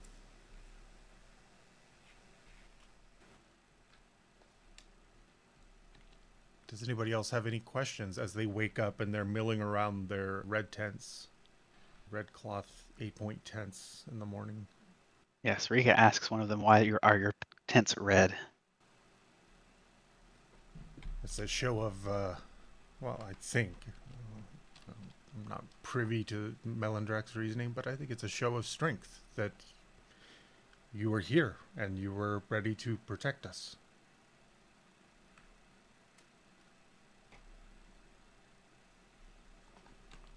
All the trees are closed. Well, there's no light coming in anyway. It's only 5 in the morning. There's just no light. It's really hard to see, and all you can see is fucking mist. Delaan, she says, all right, so I guess I'll see you guys soon. Somebody send me a raven or something. All right, guys. So is there anything supplies-wise that we don't have that we should pick up here before we head out? We've got about a day and a half's journey to Chuth, and then obviously the challenge of engaging his forces. We also know that his lair is behind a waterfall. I was told specifically to mention that. We call it How big is the Nightstone, waterfall? But I'm sorry, what? How big is the waterfall? 50 feet. Is there multiple waterfalls that we maybe potentially obscure which one it is, or? Nope, it's the only one. Very obvious one. Okay. Is it safe to swim in these waters? You know, you're going. Does she know what? Are you going with them? Yeah, I plan to. He just looks around confused. Do you know you're going to fight a green dragon? And some cultists, right? Yeah, He just and sort of there's- shakes his head. Okay. And all kinds of goodness. She raises her fist, her arm up like she's showing off her muscles, and she squeezes her bicep. She's like, I'm ready for anything. Yeah, I'm sorry. I apologize. We have a cleric. I'm sure our cleric can help us with poison. That's a thing you can do, right, Esoteric? Yeah. So that's a good question. A good point. I didn't look at my spells after last session. Session? Question mark? Beistra asked. Guess I'll take Mass Cure Wounds instead. Or should I take Greater Restoration? So, The guy asks, "Can I see the Sunblade?" Pull it out, and I let him see it in my hand. That's incredible. Yeah, I would love to have that in this misty, terribly dark place. I believe it's not just a Sunblade. I believe I believe it's even more special than that. I've had people tell me that it's more special than just any normal Sunblade, but nobody's ever told me more information than that about it. He actually gets his face super close to the blade. Like he's getting warmth off of it. What's your name, Messenger? And then you put it back into your invisible sheath. Tinius. Of which house? Lyodon. oh shit, I do have Gentle Repose. It's a level 2 spell. I thought it was a cantrip. What the fuck? You guys are an odd collection, aren't you? He's looking through his... I assume Esoteric's looking through his books at this point. Odd collection indeed.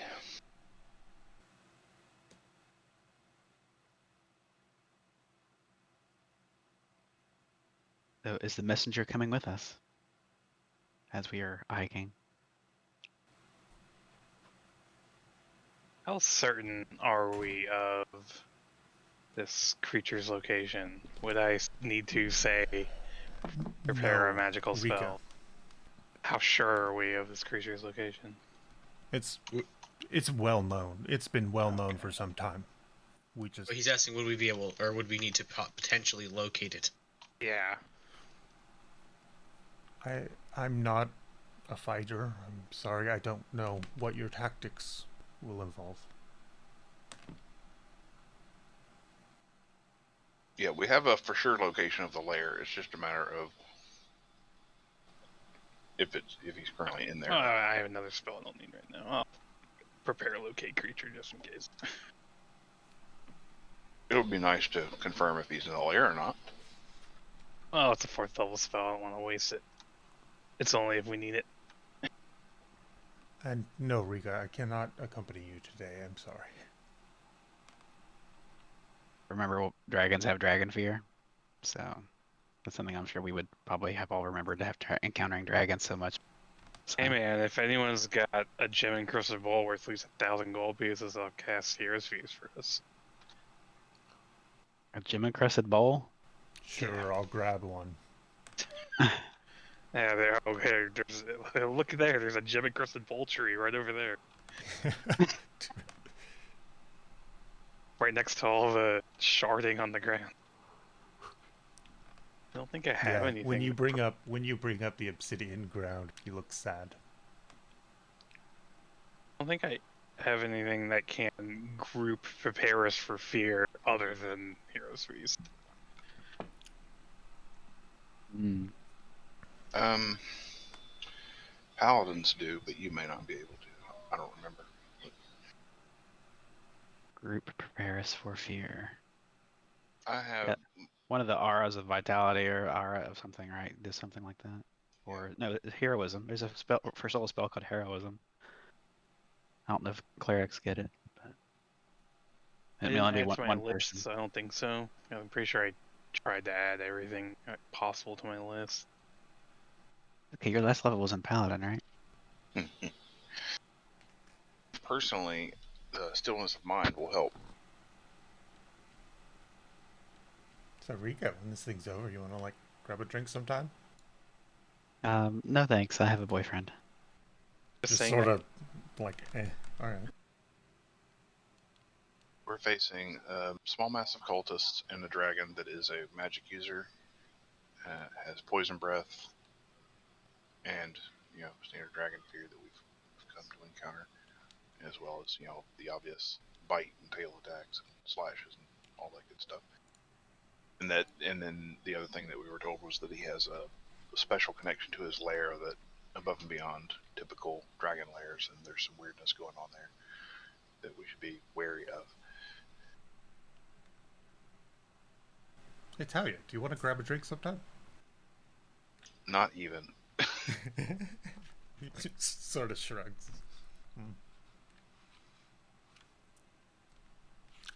Delaan kind of says to Baishra, all right, well, I guess I'll see you soon. She gives him a small hug and leaves. Baishra stands there. Nods. Her hands linger a little bit, but not too much.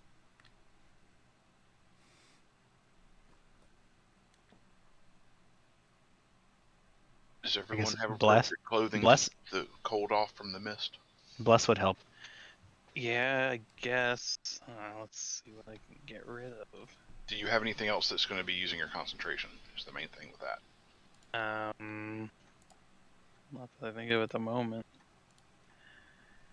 I have some things. Depends on how the fight goes. Yeah, actually, I'm gonna undo that. I'll need Spirit Guardians. Spirit Guardians might be good against the cultists, but less good against the dragon. Oh, the Spirit Guardians is good, but yeah, I can only have one concentration. Oh, that's true too. Bear in mind, the length of this journey, we're not facing the dragon today. We're going to face the dragon tomorrow. Because of just the sheer length of the journey. We may face cultists today, though. Do we have our horses? We don't have our horses anymore, do we? We're just No. hiking. Well, the question Talia would ask them is, does everyone have appropriate attire to shield them from the mist, the cold of the mist, appropriately? It seems quite heavy today. Is it cold? I didn't notice. Oh yeah, I forgot your manual of Constitution or whatever. Fix that. Or did you have a ring of warmth or something on you? Yeah, she has a ring of comfort.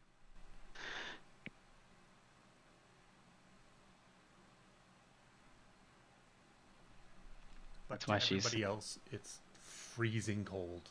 It's dark.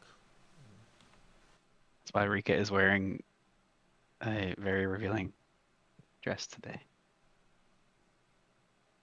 After her trip to the Underdark, she's wearing nothing but tattered monk robes. Does Baishra, does he kind of suit up for the cold? Yeah, I assume I could have like a pelt of some sort, potentially. Drape over my shoulders. Something more like a blanket that he just kind of drapes over him. Keeps his warmth in. Worst comes to worst, I can just transform into like a polar bear or just a bear in general. He has a large coat made of elf skin that he wears. Several layers of drow skin. Tinius looks at it. He's like trying to figure out if it is drow skin. Talia has cloak, but I don't know how helpful it is against the cold. Remember, I thought we prepared for a hike through the Arctic. That's why Rika bought the ring. I remember buying like fur lining. Oh yeah, we did. Wow, that was a long time ago. But I remember that now. Yeah, I even have it in my inventory. Fur lining for armor. So you guys are suited up? Yeah, you guys are suited up for like colder weather if you want to be. I'll do Pretty that. sure. Yeah, we'll make sure we have that today, just because of how thick the mist is. We don't want it to settle in, and wouldn't do for us to be ill. So once you all are bundled up tight, except for Rika, you guys head off. So you all head off to the just vague northeast. Yeah, we're gonna. I would say, or I would recommend that we stick to the known trails at first for like the first half of today's journey. It is really, really hard to tell. Okay, he points you off in the direction. He knows which way northeast is. I make note of it and look at my compass. I think I have a compass. Let me double check that actually, but I should. Let me verify. I don't want to assume I do if I don't, but if I don't, then I'm definitely asking for one before we leave. Just asking for trouble not to have one in this scenario. He's like, you don't have a compass? Yeah, You guys are the weirdest dragon killers I would have assumed we would have had one long before now, but if I don't, then that's definitely something we should have. Yeah, I don't see one in my inventory, which is very strange. Well, I tell you what, I'll go find one. If you're not here when I get back, I'll assume you have one. Okay, yeah, but please do find one. An extra is never going to hurt us, so we'll wait for that. Yeah, he runs off into the mist.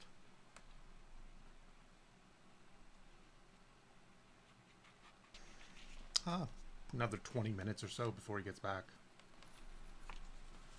So, look at maybe 5:30-ish. I do morning exercises and stretches during that time. Get all warmed up and limber, adrenaline going. Is Esoteric done choosing his spells? Yeah.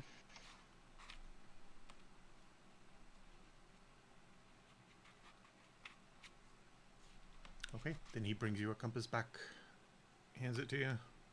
Thank you, kind sir. It's made of platinum. It looks more like a stopwatch than it does a... That seems way too nice. Only the best for the dragon killers. Where did you get this? That? One of Melandrach's secretaries. He had it in a drawer in his desk. It's a pretty silver color. I like it. We'll make sure to take good care of it, but it should prove quite useful. So that's the most important thing. Thank you again. Yeah. You guys head just straight northeast? Any established trails for the first half of today's journey, just because there's no reason not to yet until we get a little further in, just so we don't slow ourselves down by trying to, carve new paths. As the day wears on, couple hours into your journey, the mist starts to close in. It's really, really confining and disturbing. You can barely see each other 10 feet apart. The rest of your day is in this extremely tight, chill fog. You guys are not chill, you guys are set for much colder situations than this, but it is psychologically a little bit weird to be so isolated. Talia is quite glad of it, and will say so. While it's uncomfortable, at least hides our presence. A vibrated tint of sunlight waxed on the mist with the day. The chill broke after noon, but the mist redoubled. You came across an outcropping of rock, layers of granite jutting at a 45-degree angle, 50 feet up, almost to the first branches of an ancient pine. You see regularly the raven, whose speaker Melandrach sent with you, swoop in and out of your little bubbles of vapor. What are you guys doing during this period? You're just jogging? I assume walking, not jogging. Yeah, I agree. And while we are in haste, we also don't want to wear ourselves out. Well, also, you could try to make it to Chuth. If you push a little bit hard. I mean, yesterday you were kind of walking. You had spent a couple hours doing other things. Right. You could get to Chuth in one day if you wanted to. Well, we could, but then that puts us getting to him at night, and that seems dangerous in these conditions. So then how far out are you trying to stay before you bed down for the night? I mean, I think we would want to be at least 2 or 3 hours away from him, just so that we can kind of set the tone for the battle. Like, we know it's daytime. We know we can better scout their forces. Chance for sun to burn some of the mist off and that kind of thing.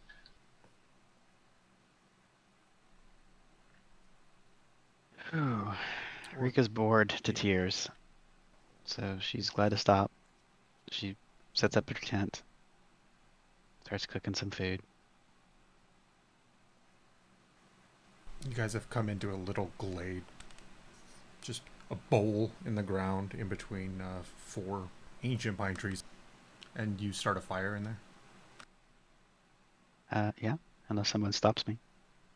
She can cast Control Flame, so I'm not worried about the fire getting out of hand. A raven comes down and lands near the fire as well. The mist will obscure most of the smoke, so I'm not worried about that either. Hard not to want to alleviate some of the pain of the day's journey with a warm fire for everybody else. So Rika's trying to make everybody comfortable, and it gives her something to do other than just walk through the mist where she has to watch every footstep. Talia thanks Rika for her thoughtfulness and assists. Walking is so boring, and all we see is mist. You can make it interesting. We can do exercises while we walk and like personal challenges, and it doesn't have to be boring. I think I bought the thing for Heroes Feast. I do kind of remember that.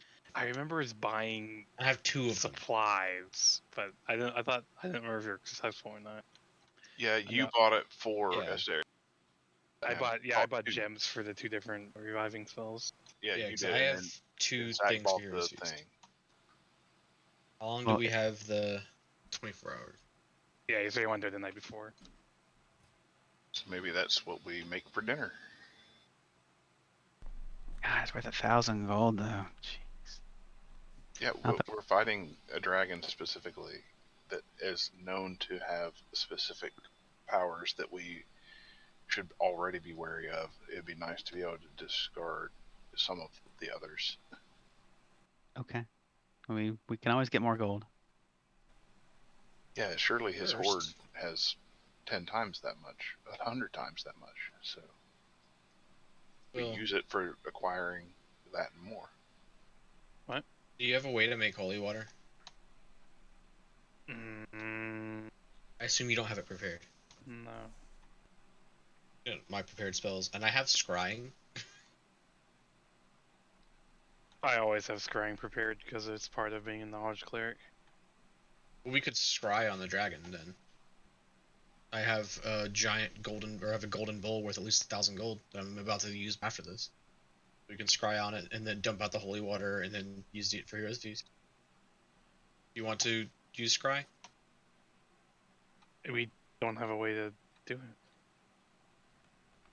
Heroes Feast it is. What does your hero's feast look like? What do you think Baisha's Heroes Feast would look like?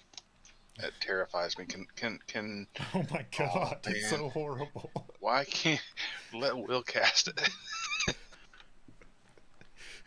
My bowl. It's a Jeffrey Dahmer feast. That's what it is. But you know your friends are there, or do you take At them into least account cooked when meat you're making instead it? of uncooked meat. Yeah, I'll cook some of them. Like, it'll be some uncooked meat for Baisha, but he knows you all eat cooked meat, but it's still going to be only meat. What I'm worried about is what kind of meat and in what shapes. I mean, it's like steaks and stuff. Not like Steak-shaped human- meat. Can it be Brontosaurus burgers? Giant ribs, stuff like that. Nice Flintstones reference. Yeah, it's basically what the Flintstones ate. Okay, that makes sense. The Flintstones very rarely practiced cannibalism, which is what I was worried about. I have never eaten a single lizard folk. Okay, so everybody partakes of this feast. Is that true? Oh yeah, Talia's all about it. Yes, we all partake of the hero's feast. Rika is the one who kind of notices something's off, but she's looking over Talia's shoulder and she sees there's something off in the mist. But then Talia feels it with her blind sight, 10 feet behind her. I will turn and slowly, not quickly. I don't want to draw its attention, but I'm going to, like, The as mist if is I'm. forming around some shape, and it opens up its jaws, and green mist comes flying out at all of you. Knocks over the table, spreads everything in the camp to the ground. I will duck and roll. And the green dragon Chuth, 50 feet high, in this bowl, you see his form filling in the space where the mist was lined at the edges of him. Talia verbally says, well, fuck. We got too close. Well over 100-foot wingspan. The one thing Rika hates, it's wasted food. Asher hates it's a waste of 1,000 gold item. Dang it. I knew, based on what he said yesterday, that Chuth could know what all was going on in his swamp, but I didn't know how far out that extended. I was hoping that like 3 hours out would be enough, but obviously it was not.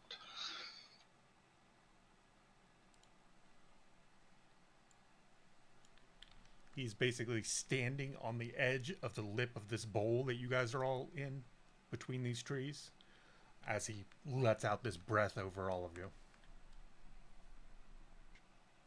I'd probably throw up Aegis on me and Talia. Okay. Yeah, which... You know what? You could get that off before this happens. Talia, you feel the poison hit your back and start seeping into your hair, and you know in an instant what it means. I will definitely shadow step. It's just a matter of how far away I can, because just as a reaction to being hit with that, I'm going to try to get out of where I am. Yeah. Okay. Is it dark enough here to have shadow step too? Yep. I don't want to be directly behind, because that's where the tail is, and that's dangerous. But I did want to be like, I don't want him to know I'm here, basically. And then I will attack. Yeah, that'll hit. So I get the normal extra attack, and then the dread ambusher attack. So yeah, you come in and So- get your first slice through or stab into it with the dark short sword, and then come back with another one. Kind of make a Z on his on this side of him. Then I will use my movement to not be in the same place I just carved him up from. He takes one swipe at you, but he missed. Okay. With his claw, as he feels you stabbing into his back leg, shrieks in your direction. I want to come around right here so that I'm just Yeah, not you in the could do same that. place I attacked him from. Like circle Yeah. him without leaving his threat range. Right. He takes a hit at you, and you're like already sneaking under his tail as it comes around. Blew out this breath, and he sees it just poison all the food and just scatters all over the ground. And then he feels this pain in his back leg and just starts thrashing around, but you're incredibly hard to see normally in this mist. He's going to Frightful Presence. Yes, so Esoteric, you are frightened for the next round. Okay. I'm going to start out by casting Haste on myself and Bysra. Twin spell. Well, how far away is it? So he's far away. Across this clearing, yeah, so 50 feet or so. Alright, I'm going to twin it. I'm going to run at it. And then I'll attack with my Sunblade. First attack, Hits for 15 radiant. second attack, and then I get an extra attack. Yeah, I'm just like attacking its face. I'm just charging straight in. Yeah, you get good gashes across the top of it. You feel the magic of your blade hit some sort of magical shield on him, but it slices through flesh before that can activate. So you make long gashes next to his eyes. He was just shrieking at Talia, and now he turns to you and has to breathe in again. Can't really do anything, so I'm just gonna toll that him. He's all There we pissed go. off at Rika, where she just made lines in him start growing necrosis as this weird light shines down from above. To Rika, he hits, he bites. I'm gonna cast Daylight Staff so I can see. Literal daylight clears mists. So that would work in a way that the campfire probably wouldn't. Well, he's going to take one attack at Talia. So he just cannot get a good beat on you, Talia, and it's pissing him off. Yeah, he probably doesn't know. He knows I'm around it, but not where. So yeah. Yeah, and he's got Rika messing with his front end. He's not happy about this situation. Yeah, so he can't even properly turn to look for me because she's slashing up his face. He's trying to hit you with his back leg. He doesn't know why you think his back leg is less dangerous than his front, but for some reason you do. Because he can't aim with it. He's just hoping to hit me with it. It's true, and he's missing like crazy. I'll start off with just a straight normal attack action. Yeah, he doesn't know where you're at. Yeah, you guys are slicing this guy up. I will declare him my favored foe, since I managed to hit him with that. You're just doing work back there. Just fucking And up I'm his back, going- dragon's back. I'm going to spend one key to attempt to make that a stunning strike. His skin is wet, and so when you go in to hit him, he just kind of like bounces off the side of this slick leather on his back, kind of rumpled. He's going to take a hit at you. He's going to try to hit Talia. The damage is going to be flashing. He's hitting you with his back claw.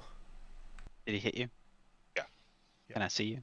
Yeah, you But- can see her. All right, then I'll use my reaction to do a counter strike.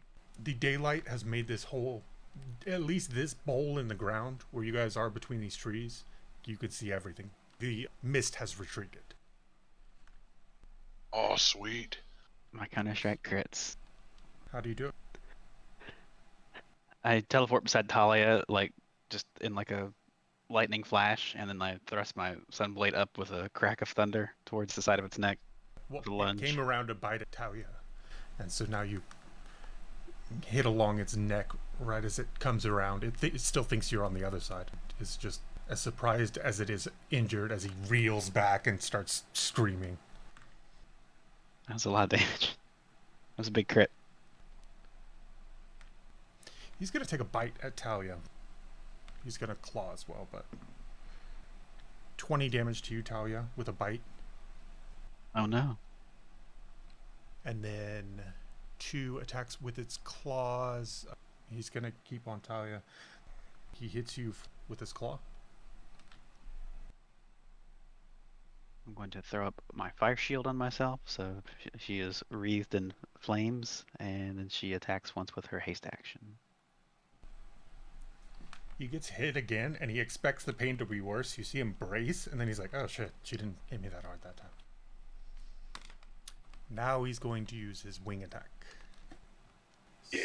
18 damage to Rika and 9 damage to Talia. I take none because Is it bludgeoning? Bludgeoning, yes. Rika is knocked prone. Talia, he's going to...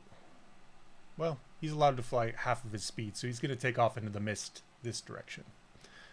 Talia will get an opportunity attack on him, though. I will use that opportunity to lash out. Yeah. You just were not expecting him to fly off into this mist. I'm And he just I'm going to Pounces like a cat into the mist. I'm going to spend 2 key points to add +4, so it's a 20 or an 18 rather. 18 doesn't hit. That is useful knowledge, but so she tries her best to empower her blade, and it still doesn't affect. How big an effect is daylight? 60 feet around me. Okay. So he is jumping back into thick mist at this point. You will have to track him, at least, to be able to try to keep up. So he's invisible now. He just went off into the mist. Unless you have some way to see through the mist or some way of figuring out where he is. Yeah, he's no longer visible to any of you. Well, Talia will hop up and say, he's either done that to ambush us or he's retreating to lick his wounds. Stay on your guard. Yeah, I'm gonna use half my movement to stand up, and then I'm gonna dash towards him. Okay. So I get to move 45 feet. Is that enough to see him? Yeah, you could, yeah, kind of. Can I see enough to 'Cause affect he him went with a up spell? in the air as well, is the thing. Okay, can I affect him with a spell? Is he visible enough to target him with a spell that requires sight? Yes. Okay, then I will cast Earthbind. Okay. Oh, nice. Rika commands the trees, and they flail their monstrous limbs, trying to knock Chuth from the sky. The dragon's connection to this material plane coalesces as a wind that guides him safely through the old boxer pines. Okay. Hey, that burned one of them, though, at least.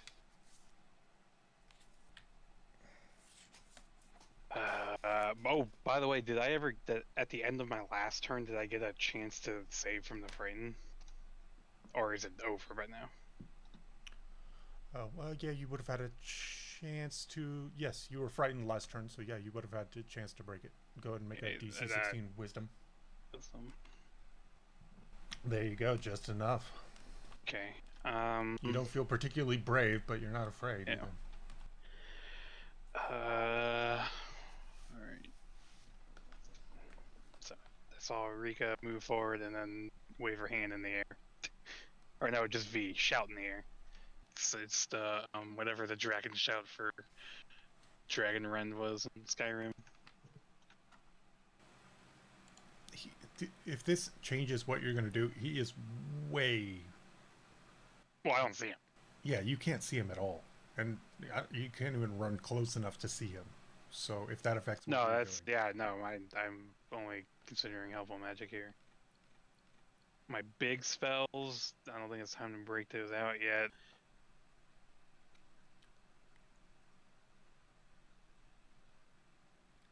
I'm just gonna move. I see him here with 60 feet radiating from me. Yep.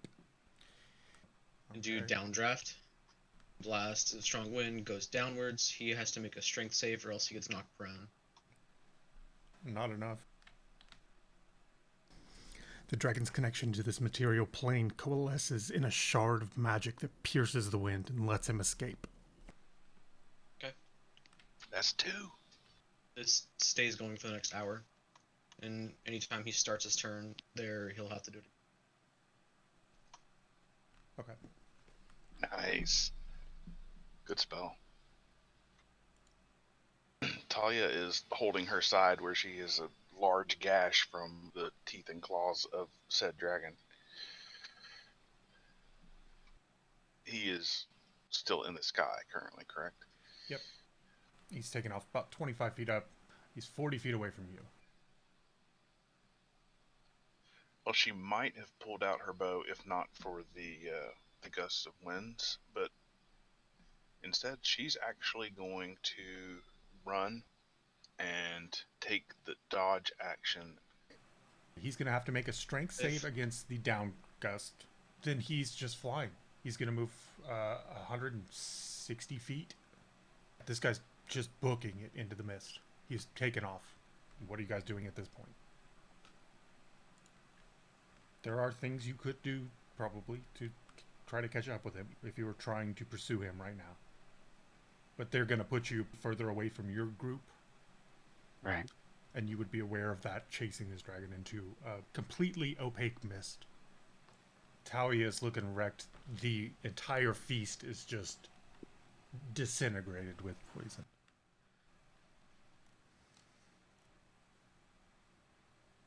Rika just screams at the tops of her lungs, "Chuth, you coward!"